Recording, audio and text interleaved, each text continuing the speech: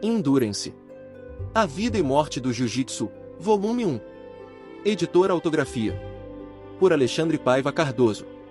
ISBN número 978-85-518-29-773. Primeira edição em julho de 2019. Autografia Edição e Comunicação Limitada. Rua Mairink Veiga, número 6, 10º andar, Centro, Rio de Janeiro, RJ. Versão compilada para audiolivro pelo autor. Todos direitos reservados.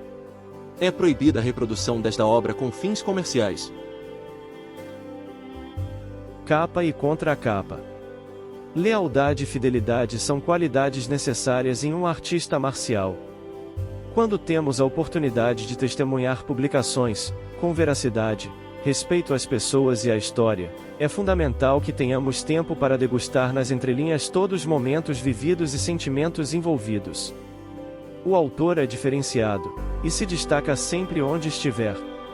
Foi na Academia de Polícia Civil do Rio de Janeiro, Acadepol, que pude observar suas qualidades como profissional, instrutor e lutador. Como estudioso que é, não se permitiu estagnar. Está em constante evolução e busca do conhecimento, reconstruindo-se sempre a cada aula que ministra. Fazendo uma analogia, lembro-me de uma visita que fizemos ao grande mestre Hélio Gracie em Itaipava, acompanhando os grandes mestres, João Alberto Barreto, Flávio Bering, Álvaro Barreto, Francisco Mansur e amigos. Meu pai folheava os álbuns de recortes onde ele era o destaque nas matérias, e surpreso disse: "Que honra estar nas páginas desse álbum, afinal essa é a sua história, mestre." O grande mestre deu sua tradicional gargalhada e disse: "Mas na minha história, vocês são os capítulos." Assim que vejo essa ligação entre alunos leais e seus mestres. A família Fada tem um legado grandioso, e sua relevância através dessa obra é presença marcante. Pela competência e carisma do nosso querido amigo professor Alexandre Paiva, um representante leal da linhagem Fada, que preserva e enaltece o valor de seus mestres, buscando através de seu testemunho resgatar a essência de sua formação como homem por essa escola de tanta tradição. Respeitosamente, Mestre Silvio da Mata Bering, faixa coral de Jiu-Jitsu 8º grau.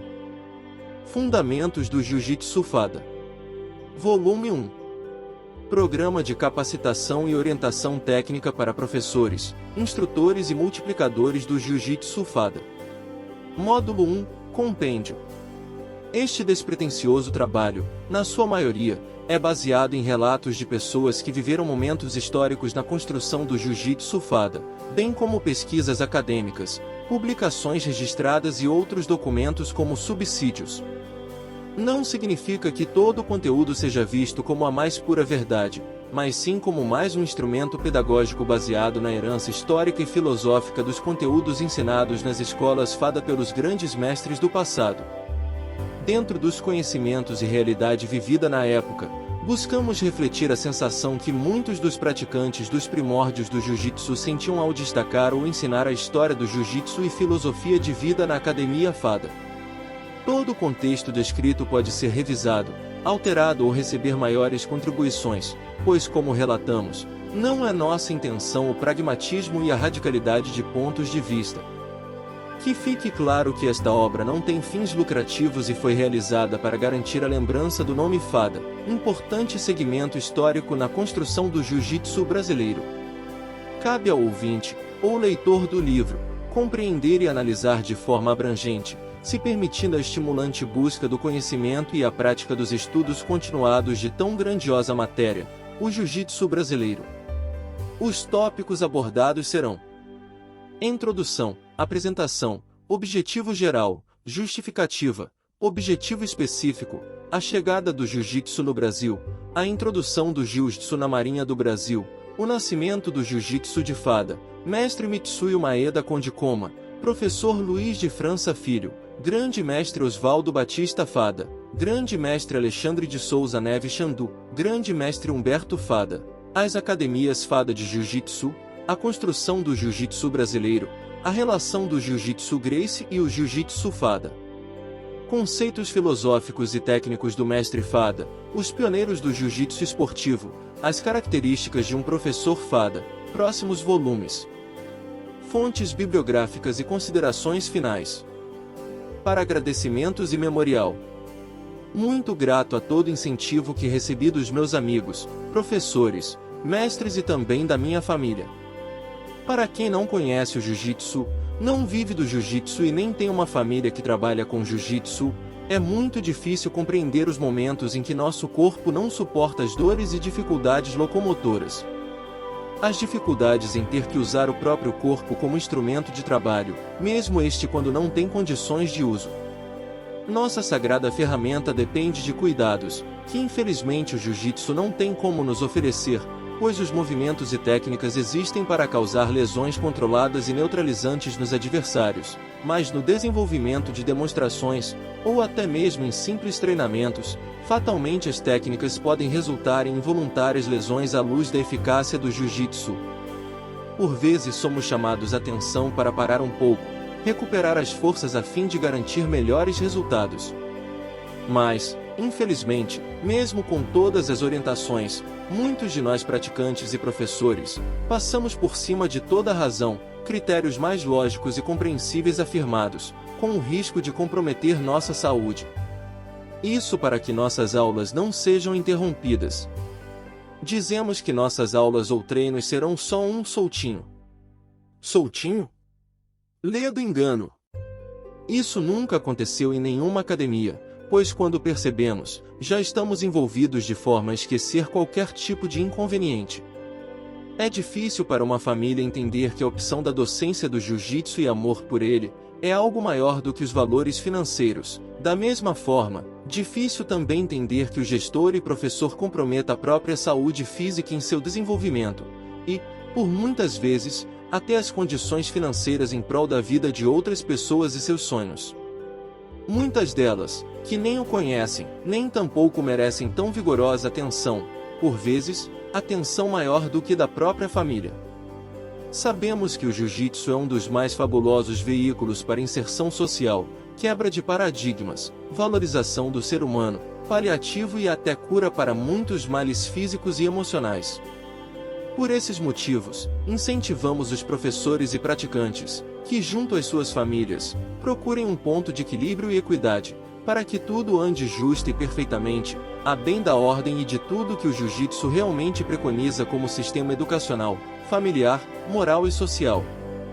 Muito mais do que um conjunto de técnicas de luta, o jiu-jitsu é um sistema filosófico, cultural e um conjunto de ensinamentos que seguirão com seus adeptos para o resto da vida.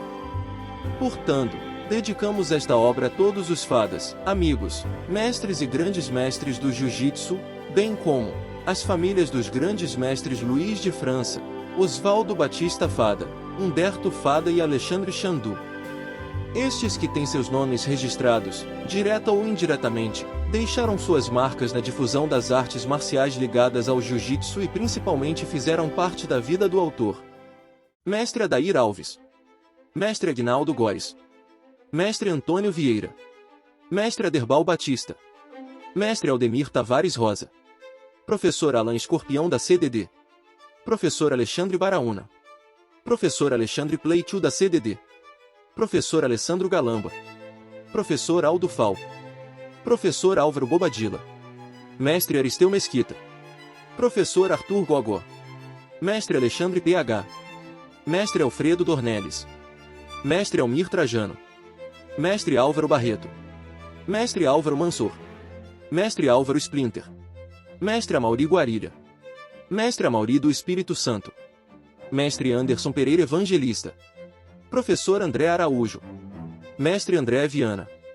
Mestre Antônio da Silva Ângelo. Mestre Antônio Ferreira da PECER. Professor Antônio Júnior. Mestre Arlans Maia. Mestre Arnaldo Pestana. Mestre Haroldo da Silva Porto. Professor Haroldo Cabelinho. Professor Aurélio Fernandes. Bia da CBJJ. Mestre Brás. Professor Broa da CDD. Professor Bruno Bastos. Professor Bruno Soares da CDD. Mestre Carlos Alberto Dias. Professor Carlão Barreto. Professor Carlos Alberto Beto. Mestre Carlos Antônio. Mestre Carlos Breda. Mestre Carlos Robson Grace. Mestre Célio Caneca. Mestre Célio Cruz. Mestre Celso Pereira da Silva. Mestre Celso Salmeira. Mestre Sirval Justino. Professor Chandler Paiva. Mestre Cláudio Luna. Professor Cláudio Afonso. Mestre Cláudio Marculino. Professor Cleiton Mangueira. Professor Kleber Júnior. Professor Kleiber Maia.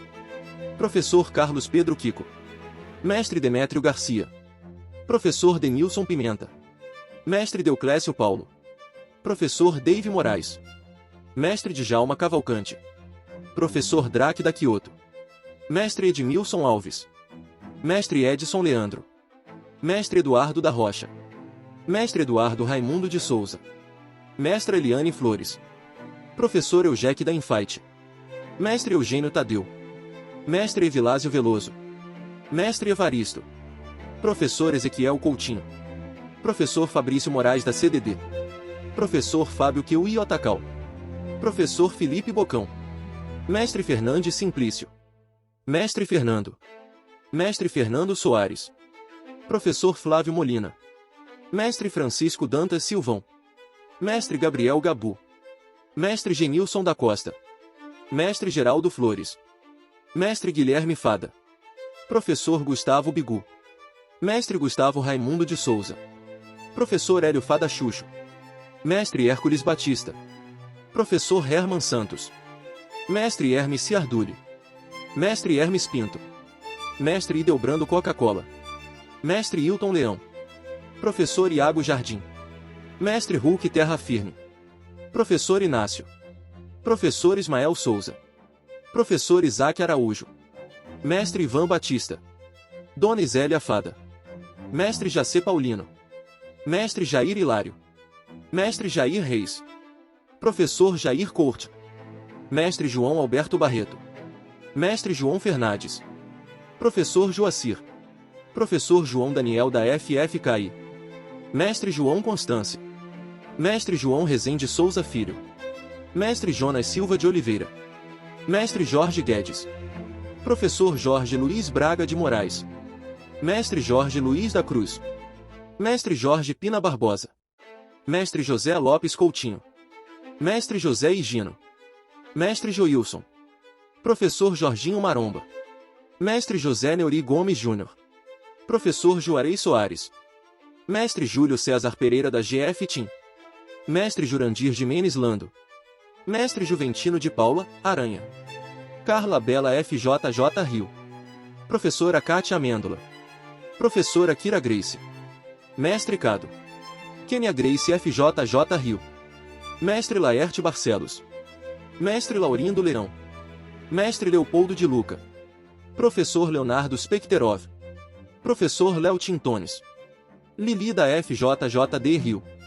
Mestre Lourival da Silva Torpedo. Professor Luciano Mendes.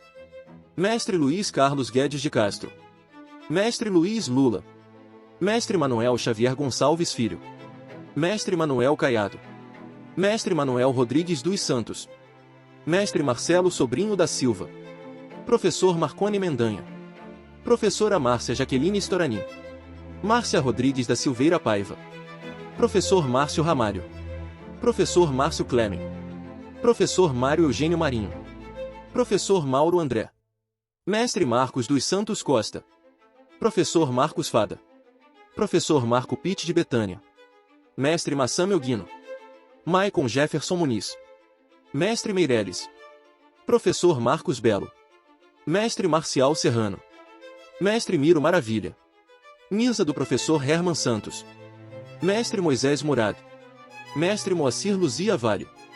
Mestre Monir Salomão. Mestre Monsueto Gomes. Mestre Nélio Naja. Mestre Neném. Mestre Nilo Gutierrez. Mestre Nilton Pereira da Silva. Mestre Nimar Batista Sargento. Professor Ninias Vieira. Mestre Olandi Pinto Fachada. Mestre Orivaldo, Ori. Mestre Osmar Laurindo Mazinho.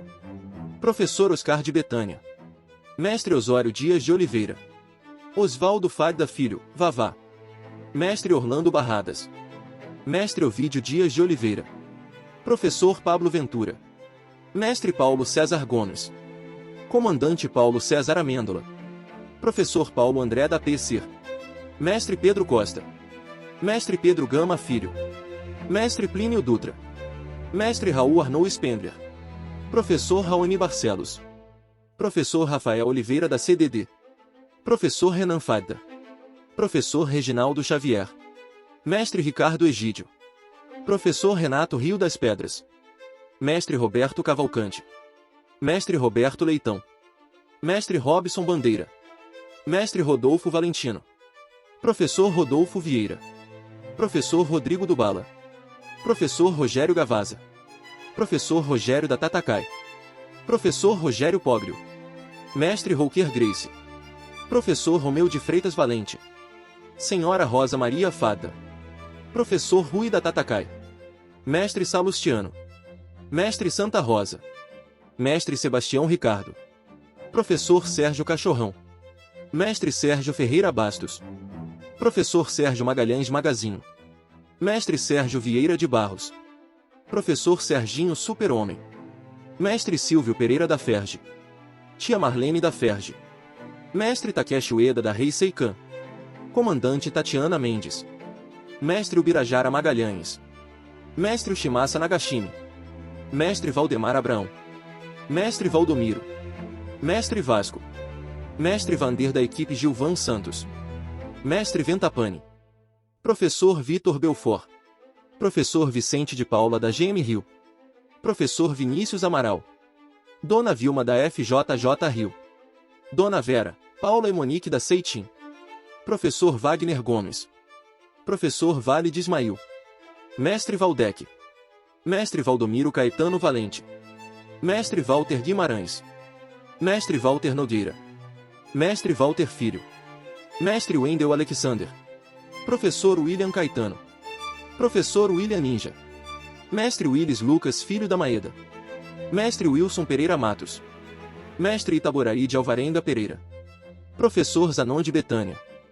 Muitos são os descendentes Fadda no Brasil e no mundo, destacados acima muitos mestres e amigos que defendem e flamulam a bandeira do Jiu-Jitsu. Academias diversas, destacando-se as de Bento Ribeiro, comandada por Oswaldo Fadda e Xandu, e a de Cascadura, comandada por Humberto Fadda e Hélio Fadda, deram origem aos ensinamentos que gostaríamos de destacar nesta obra. Fadda Bento Ribeiro, Rio de Janeiro, é sediado o Templo do Jiu-Jitsu Brasileiro Fadda, servindo como escola, base de estudos e reuniões de todos os praticantes da linhagem. Sob égide do grande mestre Hélio Fadda e suporte técnico do autor desta obra, professor Alexandre Paiva, a academia cultiva as mais elementares raízes do Jiu-Jitsu Fadda, de forma clássica e dentro dos padrões da visão de seu fundador Oswaldo Fadda, um Jiu-Jitsu total. Registra-se atualmente um único descendente Fadda, no grau de grande mestre, um membro de sangue que hoje dirige a Academia Fadda de Bento Ribeiro. É um dos poucos mestres diplomados e reconhecidos em todas as federações e confederações do Jiu-Jitsu oficial como faixa vermelha 9º grau, grande mestre de Jiu-Jitsu, e ainda dissemina alguns conhecimentos técnicos somente aos membros mais próximos da prática do Jiu-Jitsu Fadda, técnicas essas repletas de simplicidade e eficácia magistral. Baseados em cálculos, talvez Hélio Fadda seja o último herdeiro genético, e aluno direto do mestre Oswaldo Fadda, a alcançar o grau de grande mestre, faixa vermelha de Jiu-Jitsu na história da família Fadda, ou seja, esta obra a ser escrita, nos anos de 2018 e 2019 e em 2023 passada a audiolivro no YouTube, podem ser os últimos relatos e registros fidedignos de um personagem da família que realmente viveu a história de vida no Jiu-Jitsu de Oswaldo Fadda. Introdução. Seguindo como exemplo, os conceitos básicos de educação aplicados pelo grande mestre de Jiu-Jitsu japonês, professor Jigoro Kano, quando decidiu criar, a partir do Jiu-Jitsu, o Judô, Caminho Suave, as escolas de Jiu-Jitsu da linhagem Fadda, como exemplo de formação continuada e clássica, destacam os valores filosóficos, técnicos e acadêmicos de seus ensinamentos. Através dos professores e mestres, como multiplicadores dos preceitos fundamentais para o desenvolvimento e continuidade em sua essência clássica difundida por Fadda nos anos 1940. A partir da iniciativa do grande mestre Fada em estabelecer um programa de treinamento específico e formando graduados fundamentados na credibilidade intelectual dos conhecimentos que envolvem todas as disciplinas do jiu-jitsu brasileiro, podemos demonstrar uma visão distintamente legítima esperada ao corpo docente desta arte, representados por seus professores, mestres e grandes mestres que compõem as colunas deste nobre clã de jiu-jitsu brasileiro. Este conjunto de obras, através de uma dinâmica simples, completa, desenvolve a forma de multiplicar os conhecimentos adquiridos na Academia de Jiu-Jitsu Fada, oferecendo suporte ao quadro docente de monitores, instrutores e professores, com foco em torná-los aptos, reconhecidos e preparados pedagogicamente para a docência, em consonância às diretrizes dos mestres Oswaldo, Humberto, Xandu e Guilherme Fada. Estabelecendo uma visão holística e destacando, sobretudo, a legalidade e legitimidade do conceito Fada Jiu-Jitsu, este trabalho inicia agregando valores a todos envolvidos e amantes do esporte.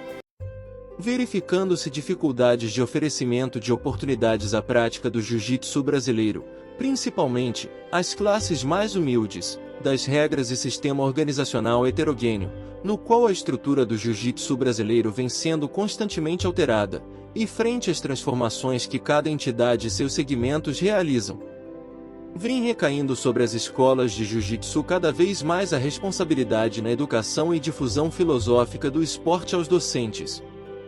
Inclusive reforçar valores morais tão importantes para o convívio harmônico nos grupos do esporte.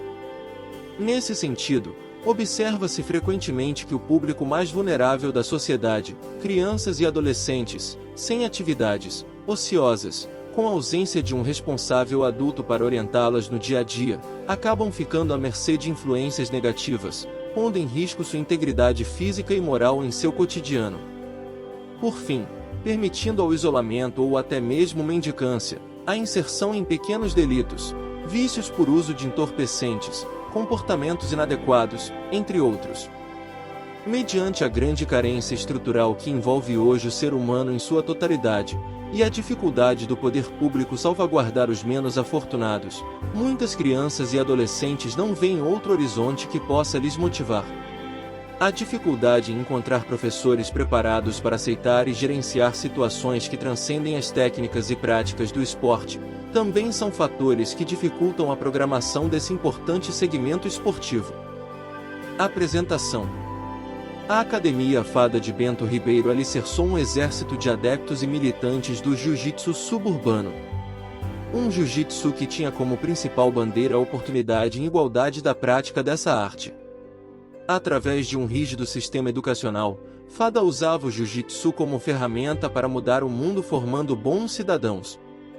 Sob a égide do grande mestre Hélio Batista Fada, faixa vermelha, 9º grau, bacharel e com licenciatura plena em Educação Física pela UGF, esta crônica obra é dirigida, orientada e administrada pelo professor Alexandre Paiva Cardoso, faixa preta 6º grau, profissional de Educação Física, graduado em Resgate e Socorro pela Unesa, pós-graduado em Docência do Ensino Superior pela UCB. Instrutor de renomadas instituições nacionais e internacionais como coordenador de cursos na FJJ Rio, FJJD Rio, FJJO e FJJP. Cabe ressaltar que, sem pretensão alguma de transparecer radicalismo, doutrina, eruditismo e pragmatismo, esta obra é baseada em estudos pessoais dos envolvidos, consultas acadêmicas, experiências individuais e perceptivas, que podem não refletir com a opinião e concordância de todos. Por esse motivo, solicitamos que entendam a possibilidade de algo relatado nesta obra possa não confirmar com a realidade pessoal e intelectual do ouvinte ou leitor. Principalmente pelo fato de que muitos dos professores e mestres na época estudavam o jiu-jitsu de forma simples, não tinham à disposição fontes de consultas literárias e muito menos a tecnologia da internet. Tudo era passado de forma oral e direta aos alunos. Portanto, muita coisa vem de acordo com a compreensão de cada um deles. Nossos dados são de testemunhas vivas na construção desta fabulosa academia. Esperamos que esta obra possa contribuir para o sucesso pessoal de cada leitor ou ouvinte no caminho fantástico que é o jiu-jitsu brasileiro. Objetivo geral: oferecer material de estudo e promover conhecimento técnico e teórico do mais clássico Jiu-Jitsu Fada, culminando no desenvolvimento prático da docência do Jiu-Jitsu brasileiro. Garantir ao público-alvo, comunidade acadêmica e demais amantes das artes marciais, resultados que estimulem a educação esportiva, assim proporcionando um caminho de oportunidades, motivação ao desenvolvimento das pesquisas e estudos do Jiu-Jitsu, observando que os discentes desse público refletirão todo esse investimento, contribuindo para uma sociedade mais humana e responsável. Promover uma relação de intercâmbios institucionais, acadêmicos e desportivos.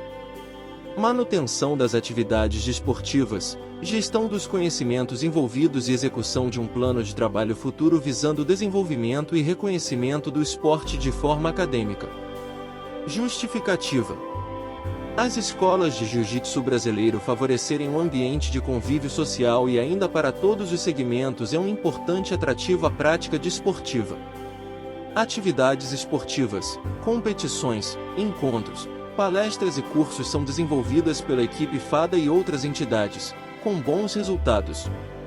Com a apresentação deste material acadêmico, junto aos professores, mestres e grandes mestres da equipe Fada Brazilian Jiu-Jitsu, com a Fada atuante há mais de 75 anos nesse contexto e experiência, propõe uma intervenção continuada com conteúdos programáticos e unidades didáticas, que viabilizem uma aproximação mais contundente da pedagogia do Jiu-Jitsu Fada, com o conceito acadêmico de obras destinadas à solidificação e reconhecimento do esporte. Dessa forma, caracteriza-se com mais facilidade todas as demandas ofertadas pelo esporte, cuja natureza marcial é um catalisador de emoções. Seguindo metodologias pedagógicas e acadêmicas, os leitores e ouvintes irão se adaptando, de acordo com cada necessidade apresentada pelas equipes e alunos, atuando e desenvolvendo de sua melhor forma o programa a ser desenvolvido, sem regras fixas, mas com um norte a ser observado. Com a base sólida do conhecimento e uma liderança de alta performance, os professores desempenharão importante papel nessa construção do conhecimento. Desta forma, alcançando resultados ainda melhores, progressivamente beneficiando, na medida do possível, todo o esporte, com qualidade e eficiência, objetivando o futuro do jiu-jitsu com uma possível transformação social. Tudo isso através de vontade, inteligência e amor teremos a evolução do esporte para os segmentos acadêmicos, podendo atingir toda a área do conhecimento lato e estrito sensu conforme outros esportes inseridos no campus universitário, assim dinamizando as ações das instituições responsáveis pelo estudo e pesquisas deste nível. Trabalhos, pesquisas e muitas outras obras do esporte já vêm sendo desenvolvidas por autores e pesquisadores do Jiu-Jitsu, no qual o objetivo é contribuir junto à construção do esporte, de forma a resultar na ratificação legal e legítima do esporte brasileiro em nível acadêmico, e também estimular futuros outros trabalhos que possam vir a agregar e contribuir, com características semelhantes, em um único objetivo continuado. Objetivo específico. Tendo como base a ideia de que o conhecimento é construído quando se tem a oportunidade de interagir com o mundo de forma prazerosa e autônoma. As informações desta obra devem ser do interesse de nossos leitores e ouvintes. As obras literárias, trabalhos acadêmicos, estudos, pesquisas, cursos e programas de treinamentos desenvolvidos pela Escola Fada de Jiu-Jitsu estão em acordo com os princípios fundamentais ensinados por Oswaldo Fada e seus representantes da Academia Fada atual. São pressupostos de trabalhos dessa natureza a valorização da participação de todos os membros da escola no processo ensino-aprendizado, tornando-os responsáveis pela elaboração e desenvolvimento de cada trabalho que represente o nome Fada e a ratificação de tão distinta iniciativa. Sobretudo, tornam-se ainda mais significativos o envolvimento e contribuição de outros profissionais e membros dos segmentos acadêmicos que tenham habilidades afins, pois muito mais do que lutas de combate o jiu-jitsu envolve centenas de outras áreas do conhecimento. Com uma atmosfera proativa para a melhoria da forma de ensinar, bem como a hábil utilização dos modernos recursos tecnológicos. Essa aprendizagem participativa permite a vivência de desafios, A reflexão e a tomada de decisões numa perspectiva coletiva estimula o questionamento e a encontrar respostas, tornando todos os envolvidos no desenvolvimento do Jiu-Jitsu Fada facilitadores do ensino, conscientes da continuidade de nossa história. O papel de cada multiplicador, como conhecedor dos preceitos da Academia Fada, é apresentar um esporte que valoriza como um todo o seu contexto social interligado. Todo professor Fada tem como referencial pedagógico a mudança de atitudes, um processo de construção educacional constante, por isso a importância de trazer para dentro da vida pessoal e social todos os conceitos em destaque. As aulas sempre deverão objetivar seu desenvolvimento através de apresentações teóricas, expositivas, demonstrações práticas, internas, externas, socioeducativas e culturais conforme os ensinamentos do mestre Fada, de forma a culminar na mudança comportamental e a crescente necessidade de construir uma sociedade mais justa e equilibrada. Serão desenvolvidas aulas práticas e exposições que culminarão na participação do público-alvo de forma a garantir um aprendizado dinâmico e envolvente, observando-se, sobretudo, a segurança das atividades e consecução das metas, bem como objetivos específicos de cada ensinamento. Orienta-se trabalhar as academias sempre em consonância com a regularidade das leis vigentes, documentos legais e de uma atuação visivelmente intelectualizada, observando a estrutura segura dos locais de treinamento, periodicidade, infraestrutura, recursos didáticos, recursos materiais, recursos humanos e demais providências que abrangem a estruturação das unidades Fada de Jiu-Jitsu. Uma das características do exemplar Mestre Fada era a captação de alunos de entidades educacionais, rede pública de educação e outros projetos sociais inclusivos que envolviam menores em situação de vulnerabilidade e risco, deficientes e carentes, como forma de contribuir com a sociedade e formação de cidadãos de bem. Baseado sempre na ideia que o jiu-jitsu não substitui a educação familiar, Fada acreditava que suas aulas gratuitas aos mais necessitados deveriam ser sempre atreladas aos segmentos familiares, responsáveis, escola e todos os ramos da sociedade local, servindo dessa forma como indicadores para ferir todos os níveis predispostos envolvidos na educação, e dentro ou fora da academia, sempre haveria um monitoramento constante e uma fiel responsabilidade social destacada para cada grupo.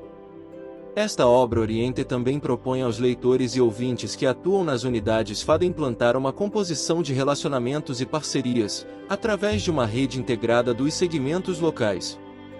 Tal relacionamento facilitará a implementação das atividades que representam o esporte e a academia. Todos aqueles que derem o suporte solicitado, colaboradores, poderão receber em contrapartida o reconhecimento de seu feito através dos resultados nesses eventos.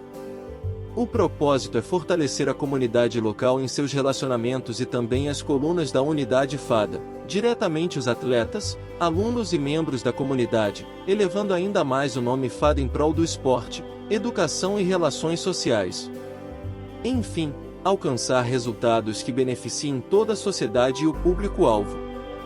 Competições, cursos, e ainda possibilitarão sua visibilidade no meio esportivo. A chegada do Jiu-Jitsu ao Brasil. O Jiu-Jitsu japonês é a base do Jiu-Jitsu brasileiro, assim como o Judô criado em 1882 por Jigoro Kano. Com certeza que foi uma das formas da chegada do Jiu-Jitsu no Brasil.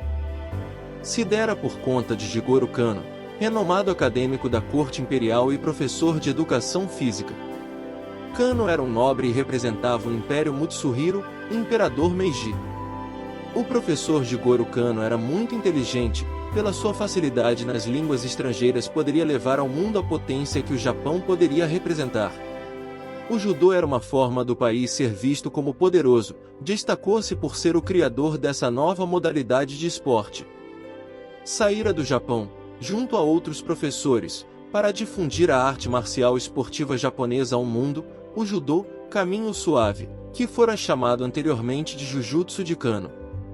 Um dos professores que vieram através das ordens de Jigoro Kano era Mitsuyo Maeda, ou aqui no Brasil, Conde Koma, até hoje o mais conhecido dos japoneses e um dos grandes responsáveis para que o jiu-jitsu fosse nos revelado. Devido à oportunidade ofertada pelos japoneses vindos ao Brasil é que realmente podemos afirmar que o jiu-jitsu brasileiro teve suas bases alicerçadas no jiu-jitsu japonês. Dessa forma, tivemos os primeiros contatos com a arte marcial que originaria o nosso atual jiu-jitsu. É impossível dizer que o jiu-jitsu, no seu contexto total, nasceu no Brasil ou foi criado por nós brasileiros. Com a mais absoluta certeza, podemos afirmar que ele veio do Japão, pois não foram os índios que viviam no Brasil ou os colonizadores europeus que o inventaram. Ele é oriental por natureza e, é lógico, recebeu uma drástica mudança em seu desenvolvimento original comparando ao judô que conhecemos. A diferença que existe entre o jiu-jitsu oriental e o brasileiro é que, no Brasil, foram desenvolvidas técnicas adaptadas, baseadas nas origens do jiu-jitsu japonês que eram destinadas ao combate bélico, e ainda conteúdos que os japoneses não mais destacavam em seu jiu-jitsu original. Essas técnicas desenvolvidas aqui, consideravam as características descartadas pelo judô e valorizava sobremaneira o sistema de autodefesa de forma prática, racional e eficiente. Era valorizado sobrepujar o oponente no combate através de técnicas que chamamos hoje de finalizações. A submissão, a imobilização e a neutralização.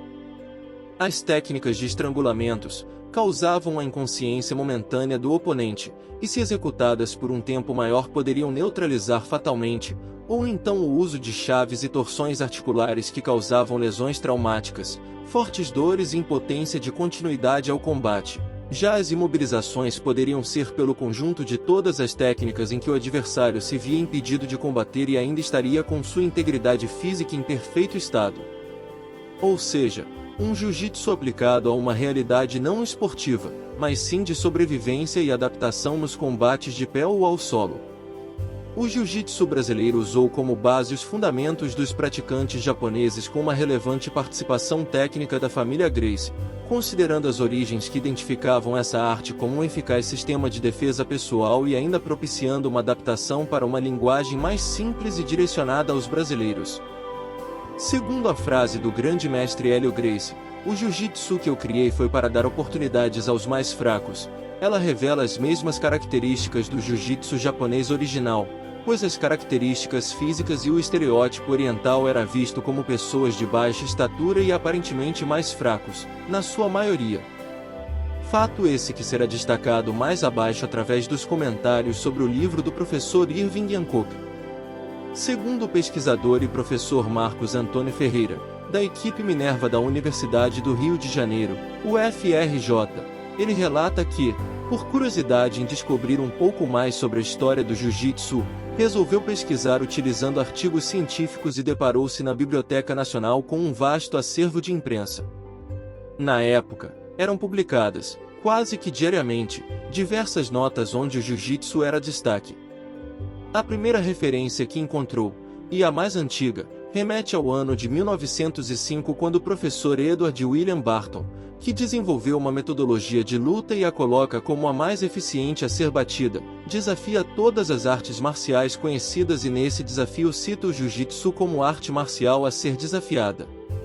Então, a partir dali, podemos acreditar que o jiu-jitsu já era conhecido do povo brasileiro.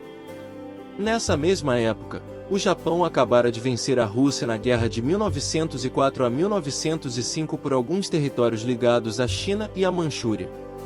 Após vencer, foram contraditos os estereótipos sobre o japonês de pequena estrutura física e aparentemente fraco, devido a um desempenho no combate físico nunca visto. O mundo passa a estudar o modo de vida japonês e gera curiosidade entre os povos. Um grande achado é o livro do Sr. Irving Hancock, que vai até o Japão estudar o hábito de vida dos japoneses e escreve um livro chamado Educação Física Japonesa. Esse livro foi bem explorado aqui no Brasil pelos militares da Marinha.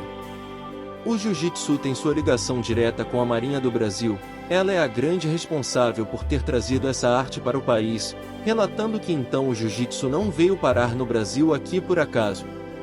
Nessa época, havia toda uma corrente voltada para a ginástica sueca e alguns outros métodos de ginástica como uma forma de higienização, a fim de criar um povo mais forte, mais alegre e mais saudável. Baseado nesse livro, Inclusive uma das notas de introdução fala que o povo japonês é o povo mais feliz, mais alegre e mais saudável da Terra. Foi através do judô que tivemos a plenitude da divulgação do jiu-jitsu no Brasil, já que a intenção do Império Japonês, por intermédio de Jigoro Kano, era divulgar o jiu-jitsu de Kano, na forma pedagógica judô. Muitos adeptos da ecleticidade de técnicas do jiu-jitsu original, que atuavam como multiplicadores do judô junto a Jigoro Kano, estavam insatisfeitos com a seleção dos conteúdos retirados do jiu-jitsu para o judô por Kano. Não aceitavam que muitas técnicas de alto valor que não fossem consideradas para compor o recém-nascido judô. Desta forma, rebeldes continuaram ensinando os conhecimentos originais japoneses. Maeda era um desses professores que abriram as portas do conhecimento do jiu-jitsu original, e ainda verificaremos nesta obra que outros personagens compõem todo o alicerce que originou o jiu-jitsu que conhecemos. A introdução do jiu-jitsu na Marinha do Brasil. Em 1908, o navio Escola Benjamin Constant da Marinha Brasileira, fazendo sua viagem ao redor do mundo, no trajeto entre o Havaí e o Japão, encontra náufragos japoneses em uma ilha. O navio resgata os sobreviventes e os leva de volta ao Japão. Lá, devido ao resgate dos náufragos japoneses, os marinheiros brasileiros são agraciados com uma grande moção do Império Japonês. No trajeto, com o intuito de estreitar relacionamentos e abranger uma forma mais equilibrada de comunicação, alguns brasileiros no navio fizeram uma apresentação de capoeira, luta brasileira, e os japoneses de seu desconhecido sistema de lutas, o jiu-jitsu. Relatos de oficiais generais que estiveram no Japão e observaram o jiu-jitsu japonês. O almirante Alexandrino, que foi o ministro da guerra na época, verificou que realmente o jiu-jitsu poderia ser uma ferramenta auxiliar no controle de revoltas, justamente para manter a disciplina e hierarquia na marinha. Nessa época, os marinheiros não eram muito obedientes e a disciplina era na base da chicotada e do castigo. A marinha, assim como todas as forças armadas, tem seus pilares baseados na hierarquia e disciplina, e os oficiais passavam muitas dificuldades em relacionar tais preceitos com seus subalternos. Almirante Alexandrino, ao se deparar com a conduta dos marinheiros japoneses que praticavam o jiu-jitsu, verificou uma forte base moral e disciplinar. Alexandrino encontrou uma excelente ferramenta para inserir aos militares brasileiros. Vislumbrou que os preceitos disciplinares da arte marcial pudessem colaborar com a formação de marinheiros mais educados, disciplinados e que respeitassem a hierarquia, assim como militares japoneses. Ao retornar ao Brasil, 3 dos tripulantes do navio resgatado decidem acompanhar. Destacamos dentre eles o professor de jiu-jitsu Sada Miyako e o marinheiro Kakihara. Nessa época, havia somente 2 esportes de luta que se destacavam, a nobre arte ou boxe e a capoeira. Como o nome diz, nobre arte, não era uma luta de acesso comum entre as pessoas mais humildes e simples, e sua prática era complicada devido aos golpes traumáticos de socos, principalmente na cabeça e no rosto. Para isso necessitavam obrigatoriamente de luvas, essas de alto custo. Já a capoeira tinha suas raízes mais populares e vastamente praticada pelos marinheiros. Pelo fato de a capoeira não contar com os sistemas de graduações e hierarquia que temos hoje, e ser praticada sem a menor estrutura que buscasse a intelectualidade, era discriminada e causava desconforto aos comandantes militares organizarem suas tropas. Chegam ao Brasil, no segundo semestre de 1908, os marinheiros Kakihara, que se torna taifeiro na ilha de Villeganhon, e o professor Sada Miyako, que dirigiu-se à missão de ensinar jiu-jitsu. O marinheiro japonês e professor de jiu-jitsu Sada Miyako fora contratado para ensinar o princípio fundamental das artes marciais japonesas aos marinheiros. Ele forma suas primeiras turmas de marinheiros e também acaba dando aula particular. Dentre esses alunos convidados, destaca-se o primeiro professor brasileiro de jiu-jitsu, Mário Aleixo, em 1915. Lembramos que a implantação do jiu-jitsu na marinha tinha a intenção de doutrinar os marinheiros, e com a contratação de Miyako, todo o plano de Alexandrino em educar e disciplinar seus marinheiros estava indo muito bem. Isso até quando um dos mais conhecidos praticantes de capoeira, chamado Seríaco, desafiou Sada Miyako para uma disputa para verificar qual luta era melhor.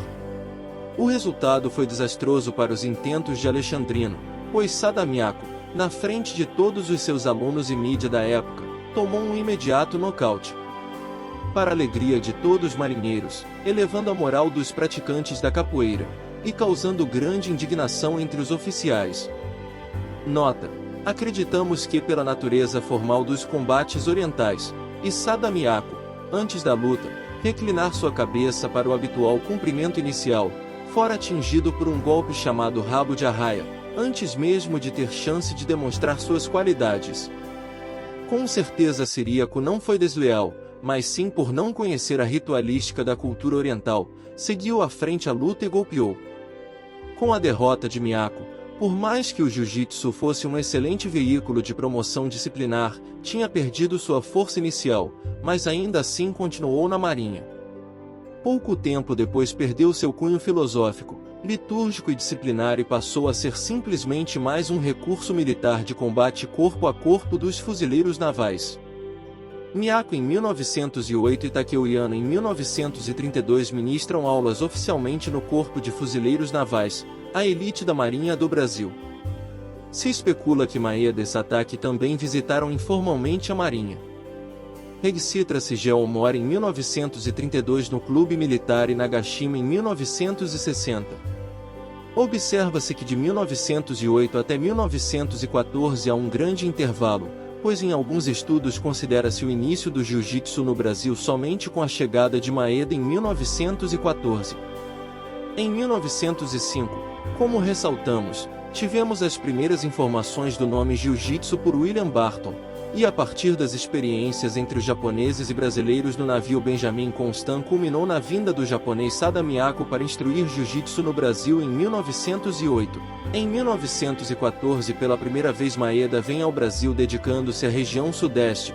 Em 1915 Mário Aleixo torna-se professor de jiu-jitsu, e em 1917 Maeda volta ao Brasil, pela segunda vez, este já na missão de ensinar exclusivamente o jiu-jitsu de kano, ou seja, o judô. Dedicou-se à região norte do país, desde então não voltou mais ao Japão. No mesmo ano da chegada de Maeda, o jiu-jitsu é apresentado a Carlos Gracie. 1917. O nascimento do jiu-jitsu Fada. Podemos dizer que os primeiros passos de Oswaldo Fada no mundo das lutas se deram na nobre arte, ou seja, no boxe, através do campeão Baltazar Cardoso. Isso porque as opções de lutas eram tão somente a capoeiragem ou o boxe. Em 1938, o soldado fuzileiro naval, SD.FN.SFL, 38.4745.65, Fada, conheceu o professor Luiz de França, aluno direto de Mitsuyo Maeda que desenvolvia a prática do jiu-jitsu junto aos militares de elite da Marinha. Tendo em vista essa arte ser muito eficaz no aprimoramento das técnicas militares de combate e sem necessitar diretamente do uso de kimonos para a prática, pois a farda, kaki e gandola se assemelhavam ao kimono, o jiu-jitsu na Marinha tomou seu formato de defesa pessoal militar. No decorrer das inúmeras aulas de defesa pessoal, França encontrou em Fada a oportunidade de ensinar o jiu-jitsu tradicionalmente ensinado por Maeda. Dessa forma, Fada passa a usar kimono pela primeira vez em sua vida. Lá aprendeu todos os conceitos ensinados pelo instrutor de defesa pessoal, Cabo França, com muito empenho e disciplina. Destacou-se e assessorou o instrutor, motivo esse que estimulou França a ensinar as verdadeiras origens da defesa pessoal da Marinha. França dizia que Fada seria um aluno de grande promessa para o desenvolvimento do jiu-jitsu no Brasil, principalmente por verificar seu trato com os alunos, dedicação no desenvolvimento das técnicas e facilidade no processo ensino-aprendizado. Em 1942, Luiz França resolve promover Fada ao título de professor faixa preta. Fada seria o primeiro e único aluno dentro da metodologia filosófica japonesa ensinada na Marinha pelos mestres japoneses, em especial, Mitsuyo Maeda. Foi para a reserva do serviço militar no ano de 1944 na função de soldado fuzileiro naval. Instalou seus objetivos de difundir os conhecimentos através de aulas aos mais necessitados na região mais humilde da cidade. Acabou sendo reconhecido como precursor do jiu-jitsu na região das zonas norte, oeste do Rio de Janeiro, Baixada Fluminense e interior do estado do Rio de Janeiro. Mitsuyo Maeda Conde Koma. Nascido em 18 de novembro de 1879, um pouco antes da Primeira Guerra Mundial, chegava ao Brasil uma delegação de imigrantes japoneses, Satake, Laku, Okura Shimitsu, e o grande mestre, campeão mundial, Eisei, Kosei ou Sensei Maeda. Acreditamos que os jornais da época não entenderam bem o significado e confundiam a palavra Sensei com Eisei e Kosei.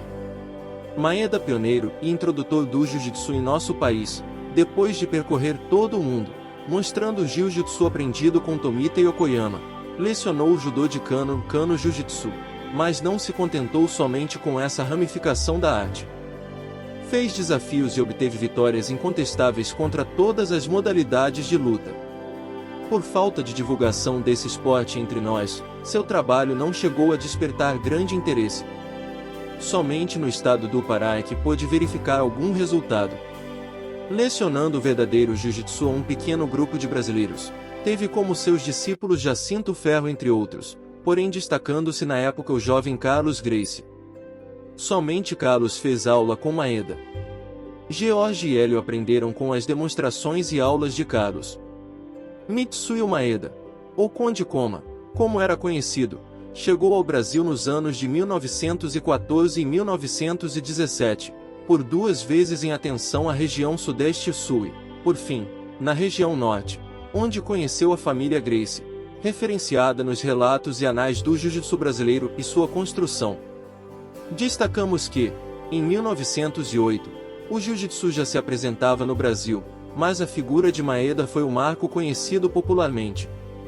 Mitsuyo Maeda fez uma grande contribuição na formação técnica da mais conceituada instituição militar brasileira através de França. Junto a outros grandes representantes japoneses, introduziu a defesa pessoal no Corpo de Fuzileiros Navais, baseada totalmente no Jiu-Jitsu trazido do Japão na formação profissional da segurança brasileira. Não se tem um registro oficial da passagem de Maeda no CFN, somente através de França, pois entre as fileiras da tropa refletem-se sua valorosa contribuição. Naturalizado brasileiro, Maeda faleceu em 28 de novembro de 1941 no Brasil com o nome de Otávio Maeda, e seu jazigo ainda se encontra na cidade de Belém, no estado do Pará. Recebe até hoje visitas de admiradores de diversas nacionalidades. Professor Luiz de França Filho. O fuzileiro naval do quadro de infantaria, NIP 32.1900-69, Luiz de França Filho, nascido no estado de Alagoas em 2 de junho de 1910, filho de Luiz de França Belém e Maria José de França, ingressou na Marinha do Brasil no final dos anos 20. Foi o precursor da história de fada. Através da herança da defesa pessoal passada de instrutor a instrutor na Marinha, França chegara na vantagem, pois tinha conhecimento do jiu-jitsu através de Maeda e ainda os ratificava pelas instruções de ataque e defesa ensinadas por Sadamiako, o precursor do jiu-jitsu no Brasil, e Takeo Yano como antecessores ao ensinar aos militares da Marinha do Brasil as técnicas de autodefesa. Já que eram profundos conhecedores de uma arte marcial completa em todos os sentidos, e extremamente proficiente no combate militar, implementaram seu sistema para que os soldados estivessem preparados, já que o clima já evidenciava a possibilidade de uma Segunda Guerra Mundial. O jiu-jitsu militar sendo mais um método de combater sem armas, dentre estes militares instrutores estava o Cabo França. Ensinava a todos no Distrito Naval, outrora também conhecido por Fortaleza de São José, Ilha das Cobras, Rio de Janeiro, grupamentos anfíbios, grupamentos navais, escolas de formação e outras unidades, todos os princípios da defesa pessoal e técnicas de combate corpo a corpo. Uma defesa pessoal militar baseada totalmente no jiu-jitsu japonês.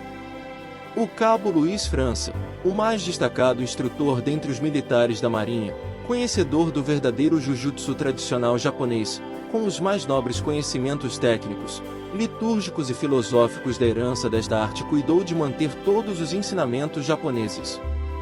Esses praticados de forma recreativa e disciplinar representavam muito bem os conhecimentos da defesa pessoal necessária para o combate. Sem nenhuma influência do jiu-jitsu de Kano, e valorizando sobretudo as raízes deixadas na marinha que refletiam os clãs de Jujutsu seculares japoneses. O próprio Japão já não valorizava mais o Jiu-Jitsu, dando mais ênfase ao crescimento do Judô. Pela natureza militar do Cabo França em uma tropa de elite exemplar, e a rígida disciplina em que eram submetidos no corpo de fuzileiros navais, refletiria os ensinamentos tradicionais da defesa pessoal e sua raiz oriental. França seguiu as orientações de Maeda, que ensinasse o verdadeiro Jujutsu a quem pudesse transmiti-lo de forma a conquistar bons adeptos e verdadeiros guerreiros de coração. Nos fuzileiros navais, Maeda era refletido através de França, e encontrar o local ideal para deixar todos os seus mais nobres conhecimentos. Seguiu a linha da filosofia oriental repleta de liturgias, pronúncias originais da língua, conceitos básicos da hierarquia e disciplina, técnicas de arremesso e projeções, amortecimento de quedas, maniabilidades de solo, imobilizações, chaves de articulações e musculares, estrangulamentos, defesa pessoal, golpes traumáticos, reanimação e ainda um vasto arsenal de informações e golpes que são guardados a 7 chaves pelos mestres da Academia Fada de Bento Ribeiro. Fato este configurado no banimento nas competições de técnicas desconhecidas ao público em geral, chaves de pé, perna, estrangulamentos de músculos. O professor França, através do pedido de reserva baseado na Portaria 840 de 26 de março de 1958 foi reformado como suboficial, Portaria 0826 de 17 de junho de 1969.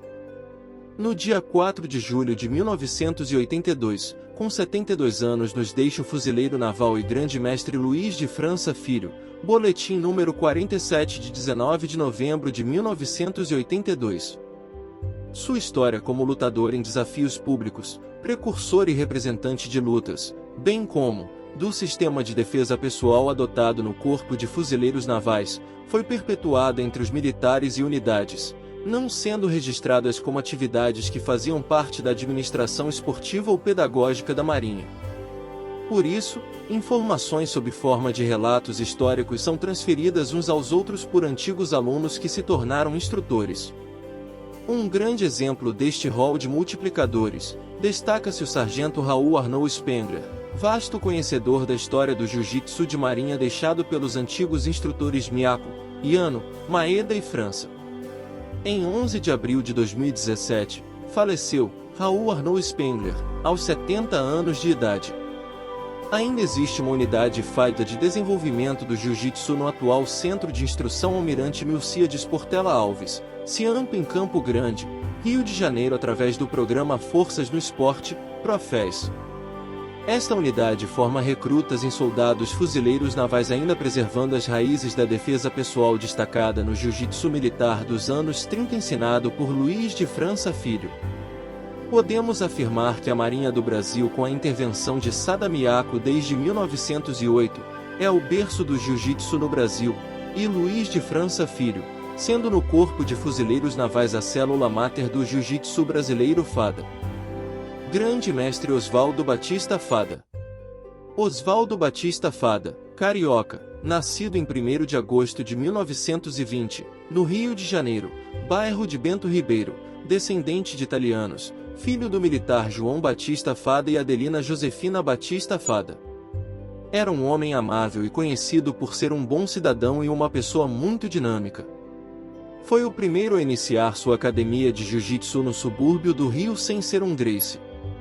Ministrava aulas gratuitamente para alunos mais carentes e sem a oportunidade de praticar a arte marcial, que até então era muito caro, inacessível ao público mais carente nessa época, anos 40. O carioca Oswaldo Fada destacava-se dentre outros professores devido ao seu trabalho com os mais necessitados e os deficientes. Fada acreditava que o jiu-jitsu, além de igualar as pessoas, poderia ajudar na cura e recuperação de muitos males da saúde física e emocional. Seus primeiros alunos foram Alexandre de Souza Neves, Xandu, seu amigo, e também seu irmão mais velho, Humberto Fada, pai de Hélio Fada. Suas aulas eram de portas abertas a todos os jovens, crianças e adolescentes que se interessassem e o pagamento era a rígida disciplina a ser obedecida, respeito aos pais e continuidade nos estudos. A Academia Fada foi se tornando um grande referencial na região, não pela arte marcial Jiu-Jitsu, mas por servir de modelo e suporte educacional, sócio-humanitário tão carente na época, pois Fada sabia que o Jiu-Jitsu ajudaria as pessoas mais humildes. Como o Jiu-Jitsu ainda não era muito conhecido como arte marcial e prática desportiva, Oswaldo Fada, junto aos seus alunos e professores, viajava e fazia várias demonstrações de lutas e acrobacias, não escolhia lugares onde pudesse colocar seus tatames, ele estaria lá e até mesmo muitas vezes sem tatames, no próprio chão. A trupe de Oswaldo Fada cativava novos adeptos e surpreendia todos, de todas as idades e culturas. O mestre Oswaldo Batista Fada, junto ao seu grupo de alunos, se apresentava em todos os lugares possíveis e inimagináveis.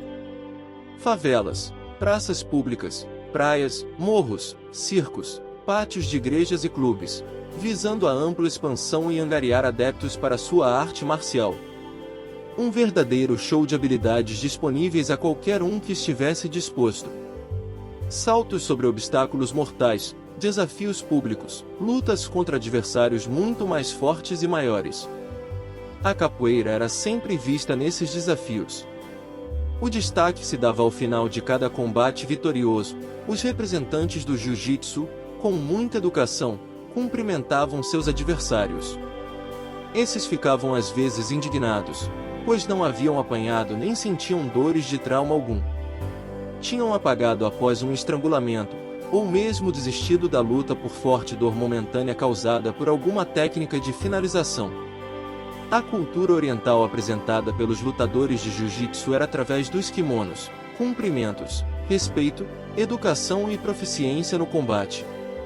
Um paradoxo que fazia do Jiu-Jitsu Fada um referencial para todos naquela humilde região.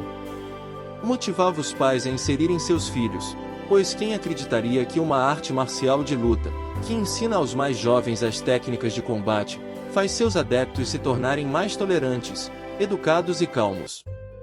A dificuldade na implantação do Jiu-Jitsu não era só por se tratar de uma arte marcial nova e diferente. Para a prática, era necessário tatame e também da roupa especial. Fada era tão dedicado que fazia com tecidos de sacos de farinha de trigo que sobravam da padaria os kimonos de seus alunos mais necessitados. Sempre amigo e generoso, ensinava inclusive a deficientes físicos, por muitas vezes criticado. Nessa época, os deficientes físicos eram marginalizados e tidos como inúteis. Lourival Torpedo e Juventino Aranha foram os que mais se destacaram na academia e nos eventos de combate real. Ambos tinham deficiências físicas que aparentavam a impossibilidade de praticar a arte marcial. Aranha teve poliomielite e atrofia muscular, já Torpedo não tinha as duas pernas. Os deficientes de Fada eram desafiados com desdenho e, diante do confronto, venciam adversários sem deficiências com muita facilidade. Fada foi pioneiro na adaptação e inserção de deficientes físicos no contexto da arte marcial. Também dedicou todo o seu entusiasmo no incentivo aos seus alunos tornarem-se militares de destaque, tais como paraquedistas ou fuzileiros navais. No histórico da Academia Fada, pode-se ressaltar que mais de 80% de seus discípulos seguiram essa trajetória profissional. Até hoje, o perfil dos alunos e as condutas na academia refletem essa memória militar. Além de mestre de Jiu-Jitsu, Fada foi escritor dos livros Jiu-Jitsu e a Queda dos Complexos e o livro Socorros de Urgência. Também era graduado e reconhecido filantropo mestre maçom, instituição essencialmente filosófica, filantrópica que trabalha para o melhoramento intelectual, moral e social. Fada se orgulhava e fazia questão de apresentar tal título através de sua assinatura que destacava ao final os 3 pontos das escolas maçônicas em todos os documentos que assinava. Trabalhou como fiel no Cais do Porto e compôs durante muitos anos o Conselho Supremo da Federação de Jiu-Jitsu do Rio de Janeiro.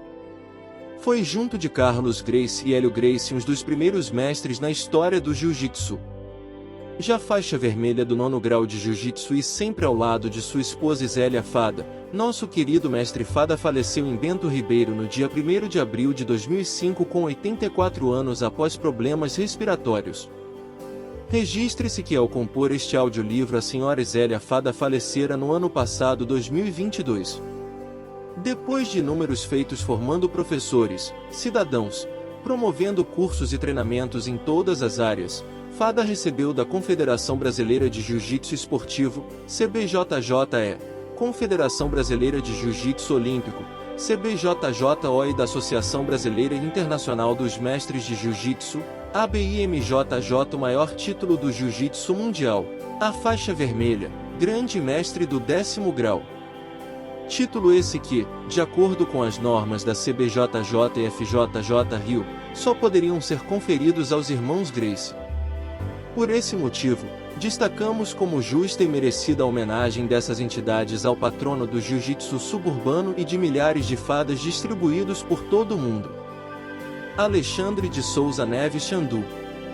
Nasceu em 13 de outubro de 1922, no bairro de Bento Ribeiro, Rio de Janeiro, onde morou durante toda a sua vida. Sua infância foi muito difícil. Desde pequeno engraxava sapatos para ganhar alguns trocados. Aos 12 anos começou a trabalhar numa firma de encadernação na Rua dos Inválidos 137, Centro, cujo ordenado na época era de R$18.000 por mês. Depois, com alguma experiência e conhecimento adquirido, iniciou um novo trabalho na loja de material de construção chamada Cambrense, que se localizava na Rua Clarimundo de Melo 815, Quintino. Permaneceu na loja 7 anos, e já com bastante prática, o patrão o promoveu a gerente. Mais tarde recebeu o convite de um antigo amigo para entrar de sócio numa quitanda em que trabalhou por 2 anos. Em 1942, tirou a carteira de reservista de 2ª categoria na linha de tiro da Escola de Instrução Militar 406 Madureira.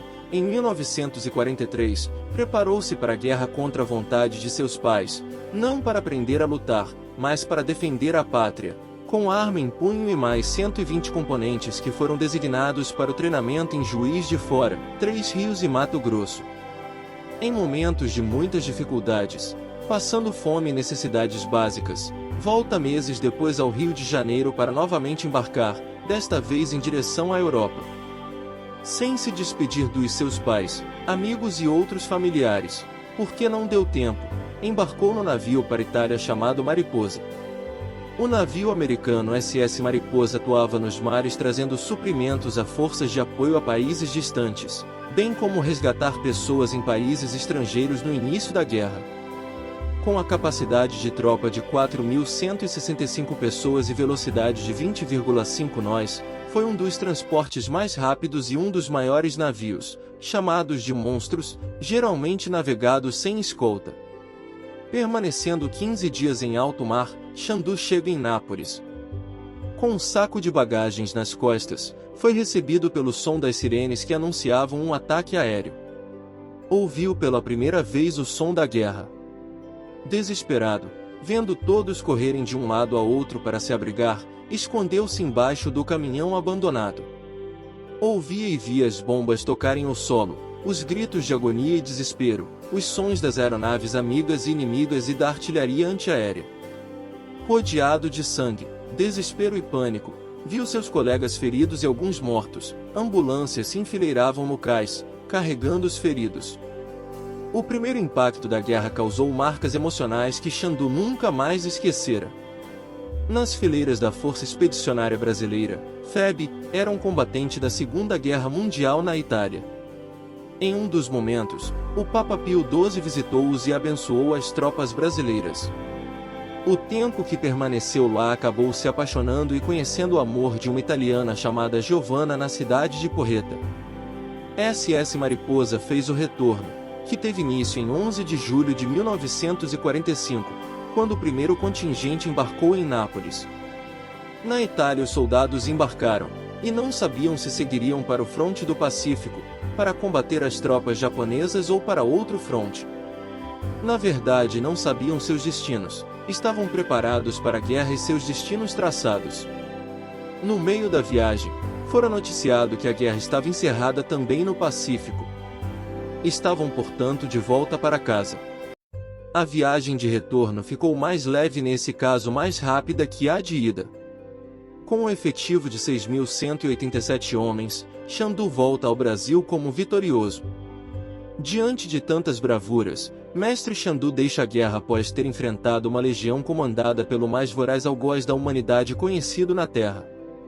Cultivava uma vida saudável através da prática da ginástica sueca, muito popular na época, e iniciou sua história no jiu-jitsu em 1947, após um convite de seu amigo Oswaldo Fada, que acabara de sair da vida militar no Corpo de Fuzileiros Navais e, portando, um cinturão negro que o intitulava como professor de jiu-jitsu, arte marcial desconhecida para Xandu até então.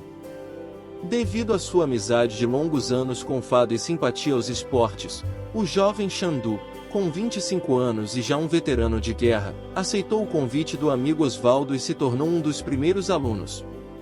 Logo se juntou a ele o irmão de Oswaldo Fada, o mais velho dentre os irmãos, Humberto Fada. Xandu, em pouco tempo de treinamento com Fada, mostrou que tinha perfil para o esporte. Fada promoveu a faixa amarela. Xandu ficou tão entusiasmado que convidou Fada para abrir uma academia fixa na região e levar seus conhecimentos a todos quanto possível, inclusive a ele próprio. A bem da verdade, a Academia Fada deve seu nascimento graças à iniciativa de Xandu, pois, assim que Fada o convidou para conhecer o jiu-jitsu, Xandu ofereceu sua casa para começar as primeiras aulas e iniciar tão logo o treinamento. Xandu sempre atuou como destacado professor e amigo de seus alunos. Junto a Fada, realizou o primeiro campeonato carioca, organizado pela Academia Fada em 1952, sagrou-se campeão após um magnífico combate contra o japonês Matsusanaga. Sempre foram um exemplo de cidadão, reconhecido por todos os membros da comunidade do jiu-jitsu como valoroso representante da arte e em seu bairro era muito querido. Até hoje, ressalta-se na região os feitos do mestre Xandu prendendo ladrões, cuidando dos mais necessitados e preservando os conceitos de disciplina e respeito sobre seus alunos. Em 18 de dezembro de 1981, no Centro Cultural Esportivo, onde sempre foi a Academia Fada, Alexandre Souza Neves, na faixa preta 6º grau, foi graduado faixa vermelha do 7º grau de Jiu-Jitsu.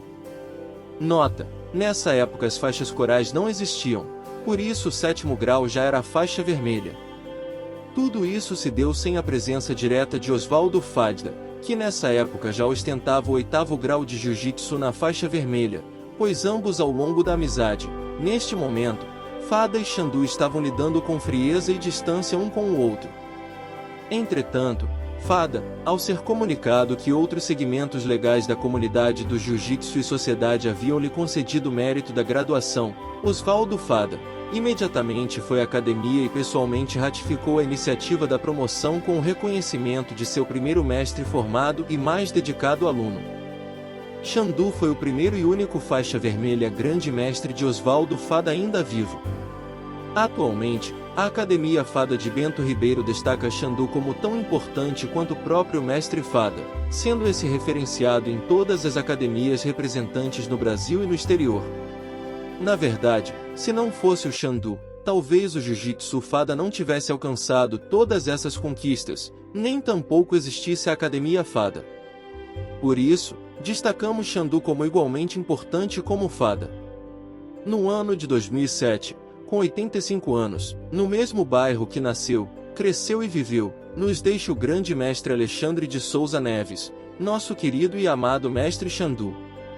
Muitos de seus alunos ainda se encontram na Academia Fada e registram os bons momentos vividos com este fabuloso mestre e grande amigo. Xandu não deixou herdeiros genéticos que lhe substituíssem, mas seus ensinamentos são referenciados nas academias e nas ruas do bairro de Bento Ribeiro. Grande mestre Humberto Fada. Nasceu em 19 de maio de 1915, na Rua Agita, no bairro de Bento Ribeiro, Rio de Janeiro. Iniciou sua carreira como militar do Exército Brasileiro atuando na cavalaria. Aos 42 anos entrou para a reserva como capitão. Com 32 anos, junto com seu amigo Xandu, foram convidados por seu irmão Oswaldo Fada, que acabará de sair dos Fuzileiros Navais com o título de professor de Jiu-Jitsu, a iniciar aulas dessa arte. Foi um dos primeiros alunos e professor da linhagem Fada de Jiu-Jitsu, junto ao Xandu, o mais proeminente aluno de Fada. A diferença é que Humberto era o irmão mais velho de Osvaldo e juntos, através da iniciativa e apoio de Xandu, iniciaram o projeto de academia em um espaço cedido por Xandu em sua casa.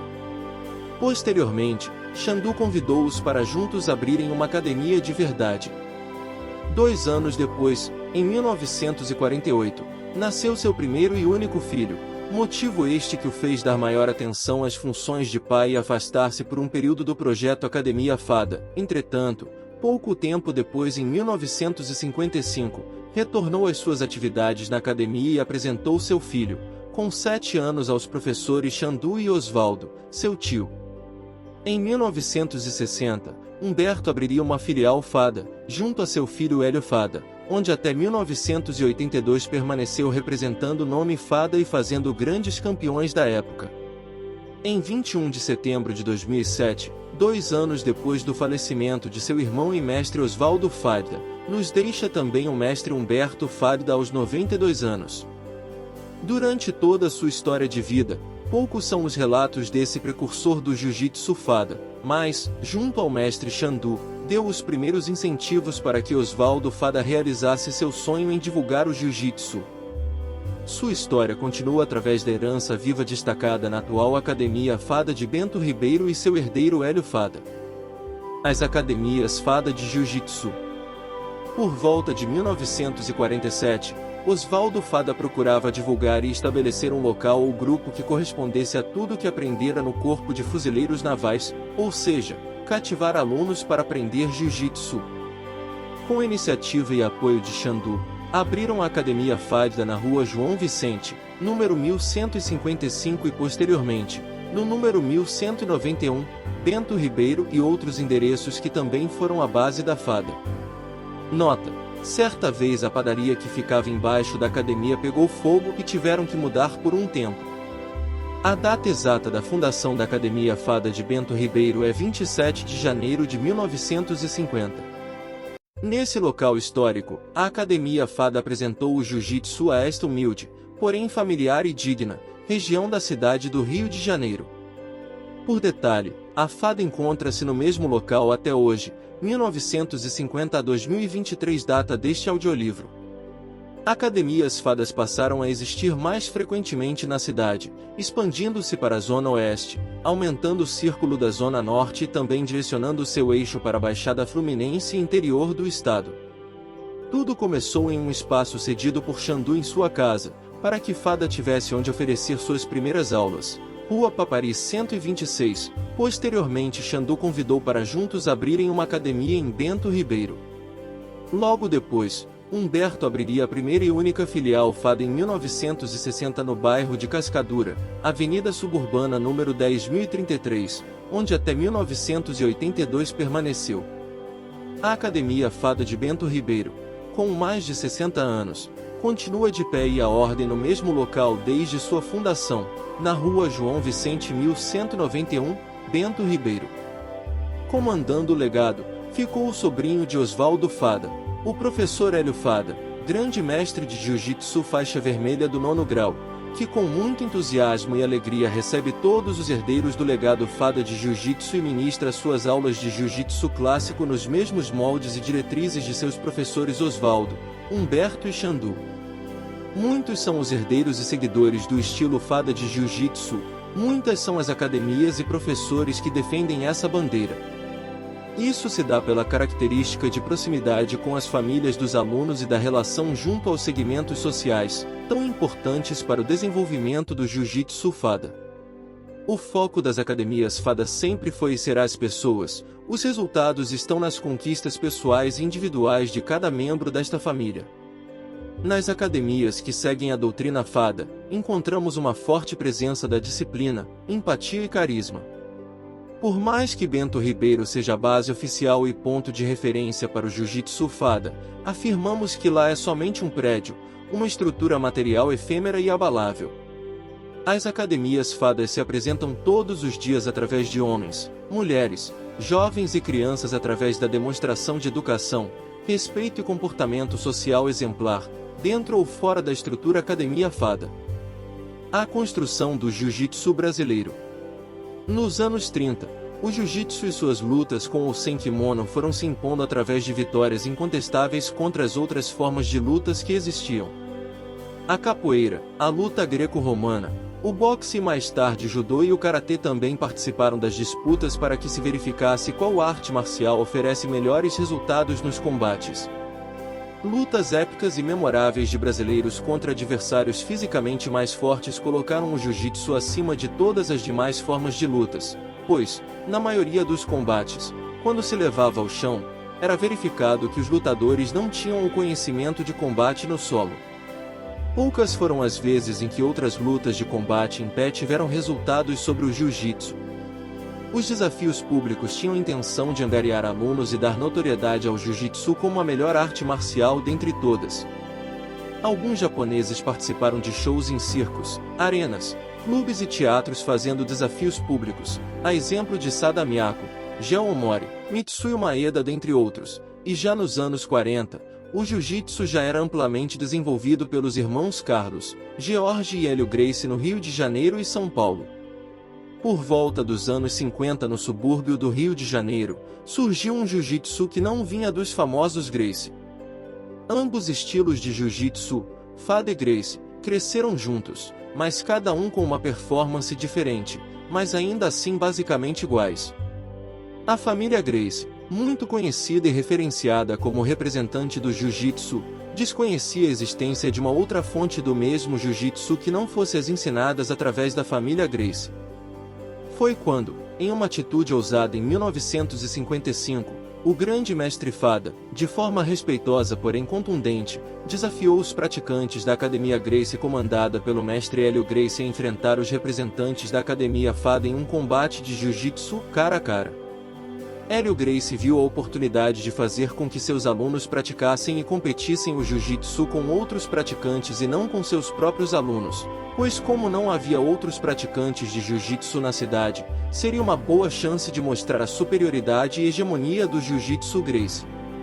Hélio Gracie sempre gostou de desafios e desconhecia seus oponentes, aceitou, porém meio incrédulo em um jiu-jitsu que pudesse ao menos se aproximar do que era desenvolvido pela família. Já Fada recebera com muita alegria e entusiasmo a oportunidade de trazer à tona outra visão do jiu-jitsu que não a Gracie. Eis sobre seus ombros a responsabilidade de Oswaldo e Hélio pôr em prática todo o jiu-jitsu que ensinavam, fazendo com que seus atletas lutassem com adversários à altura e igualdade da arte marcial. 20 alunos Fada contra 20 alunos Gracie combateram esportivamente pela primeira vez na história do jiu-jitsu brasileiro, no centro da cidade na Academia Gracie. Sob as asas e bênçãos de Oswaldo Batista Fada e Hélio Gracie, a primeira disputa que marcava o nascimento do Brazilian Jiu-Jitsu brasileiro. Pois nesse dia, os principais representantes dessa arte marcial oriental desenvolvida no Brasil ratificaram que os ensinamentos do Conde Koma, Mitsuyo Maeda, foram absorvidos e tecnicamente aprimorados pelos 40 atletas naquele dia. Hélio Gracie surpreendeu-se com o desempenho técnico de seus adversários Fadas e cumprimentou-os publicamente pela demonstração de tão inesperada proficiência técnica. Os atletas da Academia Fada destacaram-se por técnicas incomuns para os Gracie, muitos combates vencidos com chaves de pé, perna, mão de vaca e um aprimorado sistema de quedas logo nos inícios dos combates. Tal desempenho inusitado das finalizações com chaves de perna e pé resultaram no título de que todo lutador do subúrbio era sapateiro, como forma de diminuir o valor da técnica executada. Em algumas outras competições, registrou-se um dos competidores chamado Aderbal Batista, conceituado e respeitado aluno Fada, no jornal como representante da Associação dos Sapateiros. Não sabemos se realmente era verdade ou se Aderbal Batista tinha feito isso para gozar com a cara daqueles que maldiziam os Fadas. Sabemos que tal fato é, no mínimo, curioso. O resultado favoreceu os outrora desconhecidos Fadas, pois só o fato de dentre 14 lutas, empatar 4 e vencer 3 já foram um feito digno de atenção. Nesse dia, Fada relata nos jornais: quebramos o tabu dos Gracie e ratificando o feito, Hélio Gracie reconhece de outra fonte de jiu-jitsu que não os Gracie na cidade do Rio de Janeiro. Era preciso existir um Fada para que soubéssemos que o jiu-jitsu não é um privilégio só dos Gracie. A partir desse histórico confronto esportivo de jiu-jitsu, os desafios esportivos entre alunos Gracie e Fadas se tornaram mais frequentes e Hélio e Osvaldo sempre aproveitavam essas lutas para apresentarem suas novidades técnicas e estudar novos movimentos. Dessa forma, aprimoravam o recém-nascido jiu-jitsu brasileiro. Esse foi o marco da implantação do jiu-jitsu brasileiro e o desafio Fada e Gracie deu o pontapé inicial para a criação dessa arte marcial de forma esportiva. Entretanto, nunca houve uma luta entre os professores Osvaldo Fada e Hélio Gracie, pois, em 1952, Hélio Gracie, depois da luta com Kimura em 1951, havia parado de lutar desafios, mas continuava treinando e ensinando os novos movimentos de jiu-jitsu que aprimorara. Osvaldo Fada e Hélio Gracie se conheciam, eram amigos respeitosos muito antes do desafio e tinham plena noção que se lutassem jiu-jitsu entre si poderiam comprometer as bases da implantação da modalidade. Por esse motivo, procuravam desenvolver seus alunos e os colocarem à prova em competições, assim apresentavam suas técnicas novas e o jiu-jitsu brasileiro se desenvolvia a passos largos. O gesto de respeito e amizade de Fada e Gracie fez com que os alicerces do jiu-jitsu se solidificassem e resultassem na fundação das primeiras associações e entidades federativas da modalidade. Com o apoio de muitos outros entusiastas e personagens da história do jiu-jitsu, fundaram a Federação Guanabarina, Federação do Estado da Guanabara, Associação de Jiu-Jitsu do Rio de Janeiro, Associação Suburbana e Federação de Jiu-Jitsu do Rio de Janeiro, resultando nestas entidades que atualmente representam o jiu-jitsu. O respeito e admiração se demonstram frequentemente, em que, na Academia Fada de Bento Ribeiro como estandarte estão a foto de Hélio Gracie e Fada abraçados, bem como a primeira faixa de mestre de jiu-jitsu da história, faixa branca com lista e borda vermelha. Essa criada por Hélio para si, a fim de promover seus primeiros graduados. Posteriormente essa faixa foi substituída e entregue a alguns professores que estagiavam o mestrado. A relação do jiu-jitsu Gracie e o jiu-jitsu Fada. Em busca constante e progressiva do melhoramento do jiu-jitsu, a amizade e o respeito entre a família Gracie e Fada crescia. O ápice foi quando Humberto Fada, irmão de Osvaldo Fada, em 1948, dedicou através de um telegrama enviado ao professor Hélio Gracie, a maior prova de respeito e admiração. O telegrama dizia: "Em honra a um grande campeão, meu filho se chamará Hélio." O professor Hélio Gracie muito agradeceu a homenagem e ratificou a estima pela família. Muito antes dos primeiros combates entre Fadas e Gracie, esses dois segmentos do jiu-jitsu brasileiro já se conheciam e se respeitavam. Hélio e Osvaldo colocavam o jiu-jitsu como instrumento de relacionamento, mas a Academia Gracie não valorizava e reconhecia outro segmento senão o Gracie, por razões óbvias. Pela falta de desconhecimento total das origens reais do jiu-jitsu brasileiro e o desconhecimento de outro segmento do jiu-jitsu senão o Gracie, muitos acham que Fada foi aluno de Hélio Gracie e ainda atribuem também os conhecimentos de Luiz de França também a Hélio.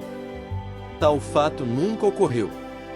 Basta recorrer a uma simples pesquisa. Hélio sempre esteve com Fada, e nunca se permitiria não comentar que esse não era seu aluno se caso fosse.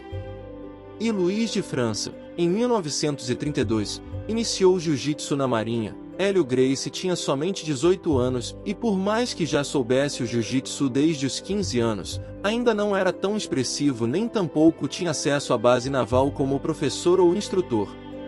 Osvaldo Fada iniciou o jiu-jitsu em 1938 e ainda desafiou publicamente a Academia Gracie em 1955 como outro segmento até então desconhecido, o jiu-jitsu Fada, em que Hélio nunca comentou nada que indicasse que Fada era seu aluno.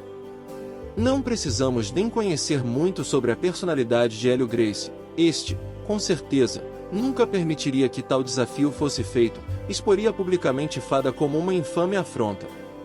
Osvaldo Fada já era amplamente conhecido nos quartéis e instituições militares, locais estes que a família Gracie não conseguiu alcançar anos anteriores. Fada colocava o jiu-jitsu de marinha aprendido com França sempre em evidência e ainda ministrava frequentemente aulas aos fuzileiros navais, mas devido à defesa pessoal militar ser um instrumento muito eficaz no combate, foi abraçado pelos militares do Exército Brasileiro. Seu irmão mais velho e aluno, Humberto Fada, Era militar do Exército e abriu as portas da Vila Militar, centro de várias unidades dessa arma na época. Os mais importantes quartéis da época eram próximos de Bento Ribeiro e Fada. Com muita facilidade, acessava os locais de aula. Os comandantes de unidades gostavam muito de Fada, pois tinha uma postura militar que refletia os preceitos básicos da hierarquia e disciplina, tão considerados nas Forças Armadas. Já a família Gracie tinha um histórico negativo na visão dos militares. Segundo relatos e publicações, realizava desafios por vezes desrespeitosos e indelicados para outras artes marciais e professores. Dentro das oportunidades de ministrar aulas para os militares, nos deparamos com relatos jornalísticos sobre a Marinha e os Gracie. Jornal dos Esportes, 8 de agosto de 1934. Por que a Liga dos Esportes da Marinha não pode contratar um dos irmãos de Gracie? A Liga de Esportes da Marinha, na época sob comando do capitão de corveta Átila de Monteiro Axé, decide não contratar o Sr. Carlos Gracie para instrutor de jiu-jitsu após verificar comentário no O Diário de Notícias, que na ocasião de publicar cópia da carta, em que salientou o comandante Axé, ainda que o indulto não elimina o aspecto moral do delito. Para se compreender o acerto da decisão da Liga de Esporte da Marinha, transcrevemos as declarações feitas por Jorge Gracie sobre o título Questões de Família. Meu irmão Carlos Gracie é carta fora do baralho em matéria de luta. O Carlos Gracie não tem autoridade nem competência para falar de jiu-jitsu. Carlos Gracie nunca foi lutador, como é fácil constatar nas duas únicas vezes que ele subiu ao ringue, uma na Associação Cristã de Moços, ACM, quando lutou com um homem que não conhecia nenhuma luta e mesmo assim ele não conseguiu vencer, e outra vez quando lutou no Fluminense, naquele combate em que abandonou a peleja com Rufino dos Santos. Depois de 37 minutos a luta foi suspensa em virtude do estado de esgotamento dos dois. Ele nada produziu até hoje como lutador. Como técnico também seus conhecimentos são muito relativos. Ele diz que não subirei ao ringue para representar as tradições esportivas da família Gracie. Se não conhecesse bem meu irmão, diria tratar-se de um caso de reflexão momentânea, mas sei que nele a irreflexão é permanente. Quem criou a tradição esportiva da minha família, se não eu? Modéstia à parte, com a minha carreira triunfal, com a minha série de vitórias, o que fez Carlos? Realizou 2 lutas aqui e não venceu nenhuma. Propriamente, não foi com ele que aprendi a combater, pois defesa pessoal não é a mesma coisa que lutar com um adversário adestrado para o combate, se assim eu não reconheço autoridade nele para julgar meu valor. Tal registro acima relatado tem tão somente a intenção de servir como instrumento informativo acadêmico e destacar as ações do jiu-jitsu Fada dentro das instituições militares, fato esse que se ratifica até hoje em algumas unidades militares seculares. Os pioneiros do jiu-jitsu esportivo. Nos anos 60, eram convidados para participarem de disputas de combate, todas as lutas conhecidas, capoeira, boxe e briga de rua, mas sempre surgiam nessas disputas os fuzileiros navais, sem marca, sem arte marcial. No início da esportização do jiu-jitsu, lançado pela primeira vez no mundo jiu-jitsu sem kimono e valendo golpes traumáticos. Estas lutas ganharam o nome de luta livre de jiu-jitsu, vale tudo dos arquivos do Capitão Furacão, TV Globo e Heróis do Ringue, TV Continental e TV Tupi. Não havia órgãos reguladores de jiu-jitsu e todos os atletas inscreviam-se na Federação de Pugilismo como forma de estarem ao menos registrados em alguma entidade afim. Oswaldo Fada, reconhecidamente conhecedor do jiu-jitsu, sempre esteve presente nos atos mais célebres da construção da arte, junto a muitos de seus alunos e representantes da família Gracie. Foram pilares fundamentais para a fundação de todas as entidades do jiu-jitsu, em especial da Federação de Jiu-Jitsu do Estado do Rio de Janeiro, FJJ Rio, órgão mais antigo reconhecido e historicamente referenciado na cultura do jiu-jitsu brasileiro. Seguindo essa iniciativa, a Liga Niteroense de Jiu-Jitsu, Lingi e Lerge, atual FERJ, dirigida pelo fenomenal casal Silvio e Marlene, e ainda a Federação Mineira de Jiu-Jitsu, que sempre estiveram acompanhando todas as iniciativas do Rio de Janeiro. Além de divertirem os telespectadores em seus programas de televisão, elaboraram os primeiros campeonatos suburbanos, cariocas e estaduais. Dessa forma, fortaleceram as colunas do jiu-jitsu, dando seguimento às entidades confederativas, federativas em outros estados e enfim internacionais. Oswaldo Fadda, junto aos amigos e alunos discípulos, Xandu, Humberto Fadda, Moanir Salomão, Orivaldo, Aderbal Batista, Jacé Paulino, Jonas, Vander, Itaboraí, Sebastião Ricardo, Ideobrando, Walter Nogueira, Plínio Dutra, Eugênio Correia, Olindo de Souza, José Coutinho, Ovídio Dias, João Carlos, Arnaldo Portela, Edmar Araújo. Realizou o primeiro campeonato suburbano de jiu-jitsu, reunindo mais de 800 atletas no Clube Florença em Vila Cosmos. Esse evento ratificou a criação da Associação Guanabarina de Jiu-Jitsu com todo o suporte e apoio do grande mestre Hélio Gracie e Elcio Leal com a Federação de Jiu-Jitsu da Guanabara. Pessoalmente, Hélio Gracie e Oswaldo Fadda deram início a um dos mais renomados circuitos de campeonatos de lutas da época. Participaram de todas as edições desse evento, destacando-se como academias suburbanas da linhagem Fadda de Jiu-Jitsu as equipes Academia Fadda, Oswaldo, Xandu e Humberto, Cascadura. Academia Ori, Professor Orivaldo. Academia Batista, Professor Aberbal Batista. Academia Monir, Professor Monir Salomão. Academia Jacé, Professor Jacé Paulino.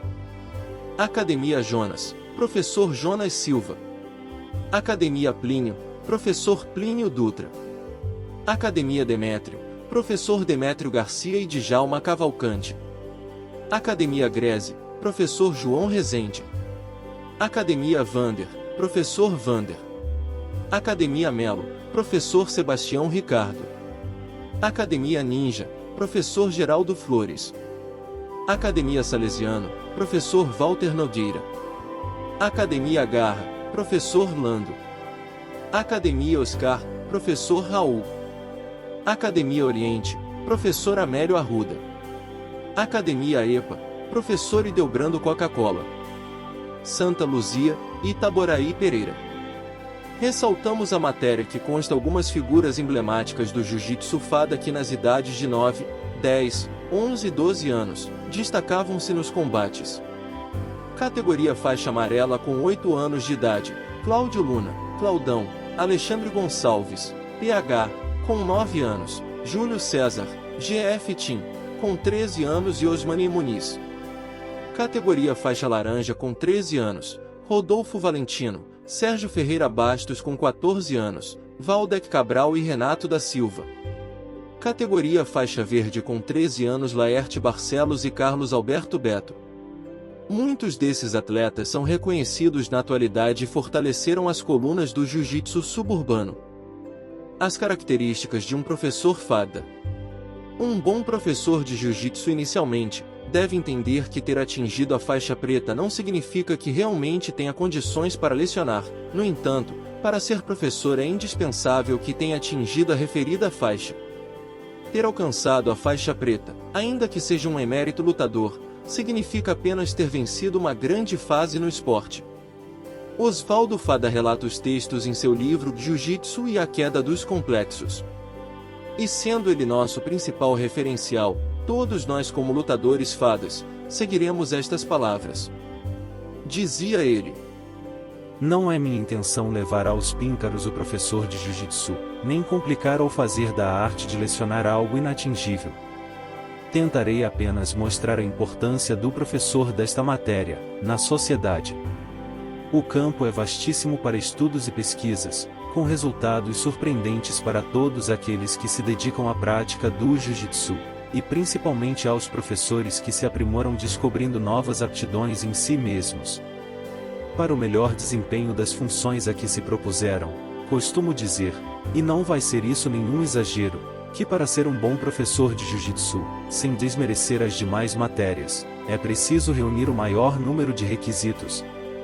1. Ter atingido a faixa preta pelos seus próprios méritos. 2. Ter autocrítica e senso do que seja ridículo. 3. Ter boa dicção e saber se comunicar. 4. Ter personalidade e inspirar confiança. 5. Ter método e conhecimentos pedagógicos, noções de psicologia e saber como aplicá-los. 6. Noções de relações públicas e humanas. 7. Ser um líder natural, otimista e autossuficiente. 8. Fazer do Jiu-Jitsu, além de esporte e recreação, uma educação complementar. Essas e muitas outras qualidades nascem, afloram e se desenvolvem em quem pratica e leciona Jiu-Jitsu. É sabido que a pedagogia é fundamentalmente importante para quem leciona. Sem ela, qualquer que seja o tema, a aula torna-se monótona e enfadonha. O professor que preza, está sempre se preocupando com seu método de trabalho, além de seguir à risca o currículo previamente traçado. Terá descoberto, ao término de cada aula, melhores condições na arte de transmitir, tornando-se cada vez mais capaz de transformar os mais monótonos e enfadonhos temas, em aulas agradáveis e movimentadas. Suas argumentações devem ser seguras, lógicas e criteriosas. É de suma importância uma preparação psicológica dos alunos antes de qualquer aula prática, assim como os exemplos transportados para a realidade. Dessa forma, terá incutido de maneira mais positiva, na mente dos alunos, não só a parte técnica como também o deixará aberto a novas perspectivas, desencadeando o encorajamento em seus discípulos e colaborando de maneira eficaz na eliminação de complexos e inibições. É preciso que os professores não se esqueçam, que quando se propõe a esse trabalho, que é exatamente por isso, que os adultos os procuram e entregam os seus filhos aos seus cuidados. O êxito consiste em compreender e dar soluções a tantos quantos o procuram. Não para ensinar ou vender golpes e contragolpes, mas o que eles esperam é alguém que possa diagnosticar e dar solução aos males que os afligem, isto é, uma terapêutica para o seu caso. Para o exercício do magistério, portanto, para ser um bom professor de Jiu-Jitsu, não é necessário ter curso superior ou equivalente, nem ser um analista psicanalista. O importante é ser honesto em seus propósitos e ter senso de ridículo. No decorrer dos anos, o professor estudioso da matéria adquire uma psicologia extraordinária, a tal ponto de saber se alguém está blefando, ou avaliar o quilate de um professor. Para isso, não será necessário mandá-lo para o tatame para mostrar suas qualidades, é bastante que ele se deixe falar sobre a matéria e logo ficará latente não só sua capacidade real, como sua mediocridade ou incompetência total. O professor de Jiu-Jitsu, quando habilidoso e interessado nos problemas sociais de sua escola, poderá produzir o que alguém já disse ser milagres, mas, na verdade, nada mais é do que fazer do Jiu-Jitsu uma terapia de auxílio ao tratamento médico, na maioria dos casos de anomalias físicas e mentais. A maior compreensão do professor por sua dedicação é a satisfação de dever cumprido, de seus alunos livre de inibições e complexos, se tornando cidadãos aptos a transpor e vencer os obstáculos de suas vidas, tornando-os mais úteis à pátria, à sociedade e a si mesmos. É evidente que, para se obter esses resultados, é necessário que o candidato disponha da força de vontade e seu professor seja dedicado e muito paciente. Transformar leigos em lutadores é uma tarefa muito fácil. Se não fosse a vaidade, muitos que acham que nada mais têm a aprender, seria algo fascinante, de grande importância. Se todos contribuíssem de boa vontade, e retirassem a máscara da vaidade. Conceitos filosóficos e técnicos do mestre Fagda. 1. Aquele que pratica o Jiu-Jitsu, não se aperfeiçoa para lutar, luta também para aperfeiçoar. 2. Conhecer-se e dominar-se, é triunfar. 3. O bom praticante possui inteligência para compreender aquilo que ensinam, paciência para ensinar aquilo que aprendeu para os seus semelhantes e fé para acreditar naquilo que não compreende. 4. Quem pensa em perder já está vencido. 5. Somente se aproxima da perfeição, quem a procura com constância e sabedoria e, sobretudo, com muita humildade. 6. Saber cada dia um pouco mais, é usado todos os dias para o bem, esse é o caminho dos verdadeiros homens. 7. Quando verificares com tristeza que não sabes nada, terás feito teu primeiro progresso no aprendizado. 8. Nunca te orgulhes de haver vencido um adversário, o que vencer este hoje poderá derrotar-te amanhã. 9. A única vitória que perdura é a que se conquista sobre a própria ignorância. 10. Nas águas do rio da vida, chega mais longe quem nada como deve, quando deve ir, até onde deve.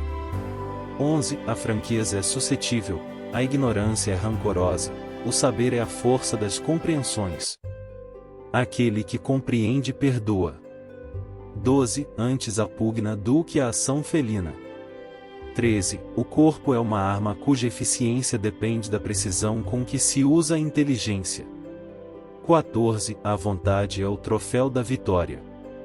15. Vencer fácil não só é difícil como triunfar sem glória. 16. Aquele que decide parar até que as coisas melhorem verificará que aquele que não parou está tão adiante que jamais será alcançado. Considerações finais e próximos volumes.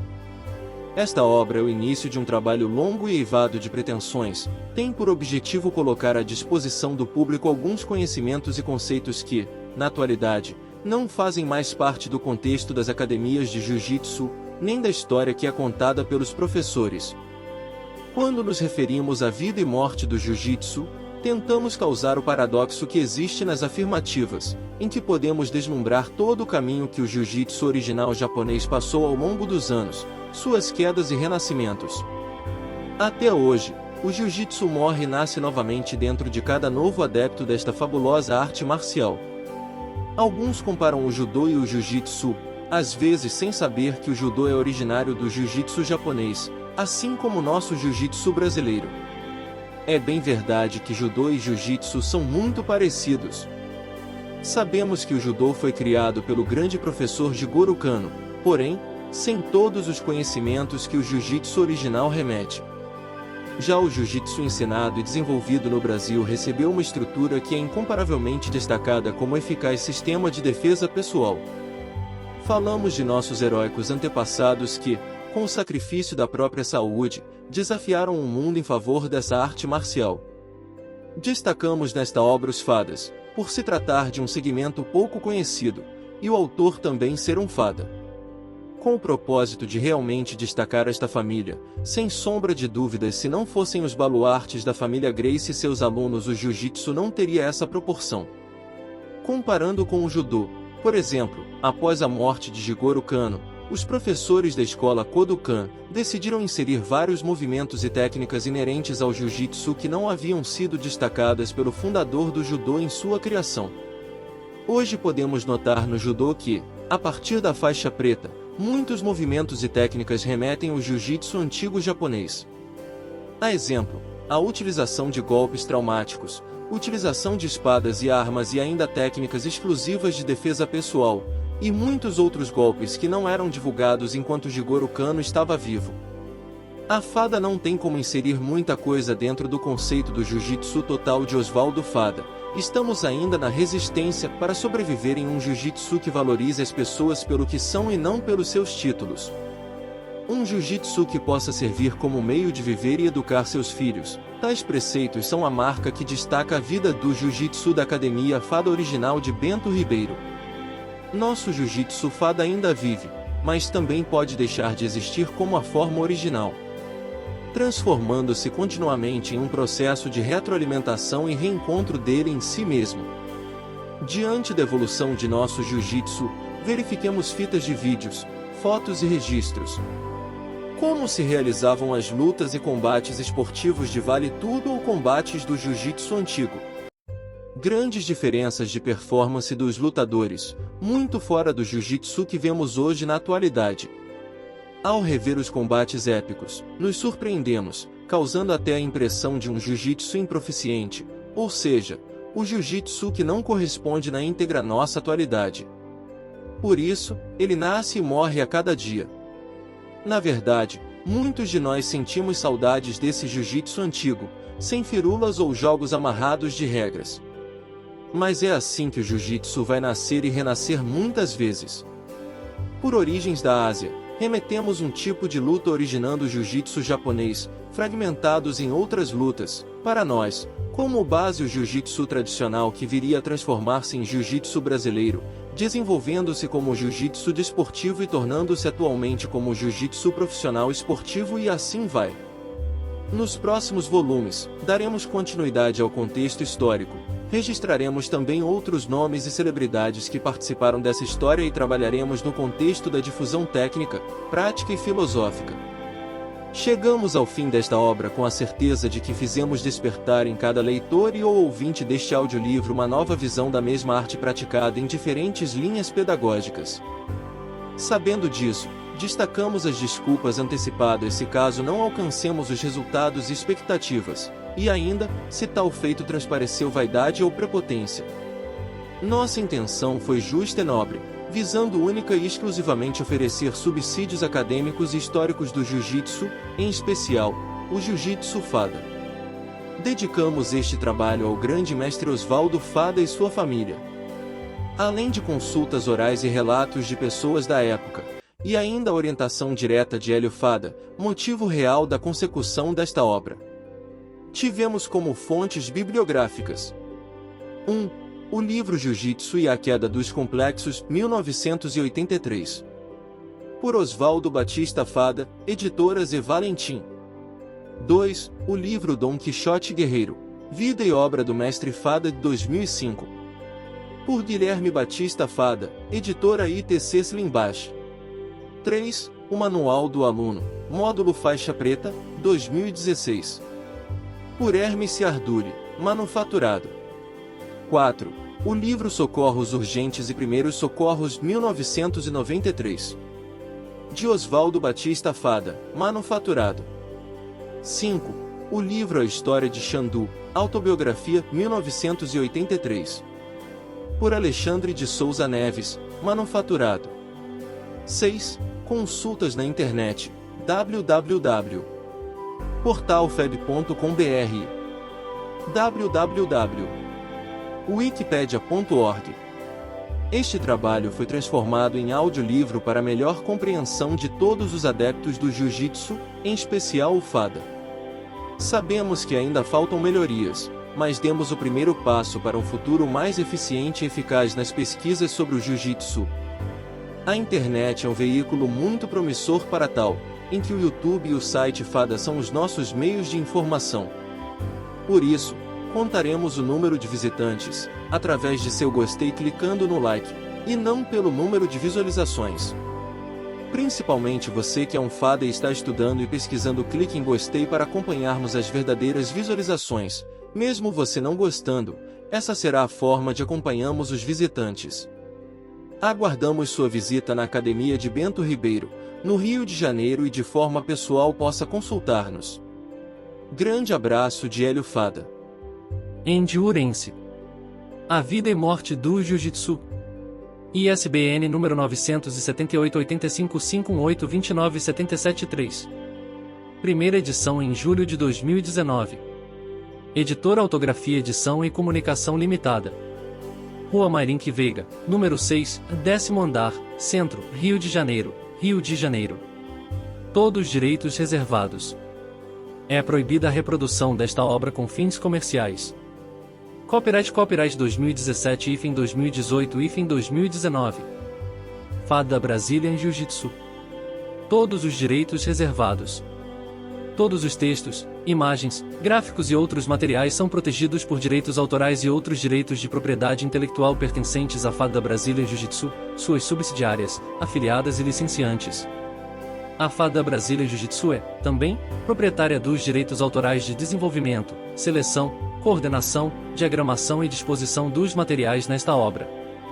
É expressamente vedada a cópia ou reprodução desses materiais para uso ou distribuição comercial, a modificação desses materiais, sua inclusão em outros veículos e o seu envio e publicação em outros meios digitais e físicos, ou de qualquer outra forma de expor de tais materiais sem a devida autorização, estando sujeito às responsabilidades e sanções legais.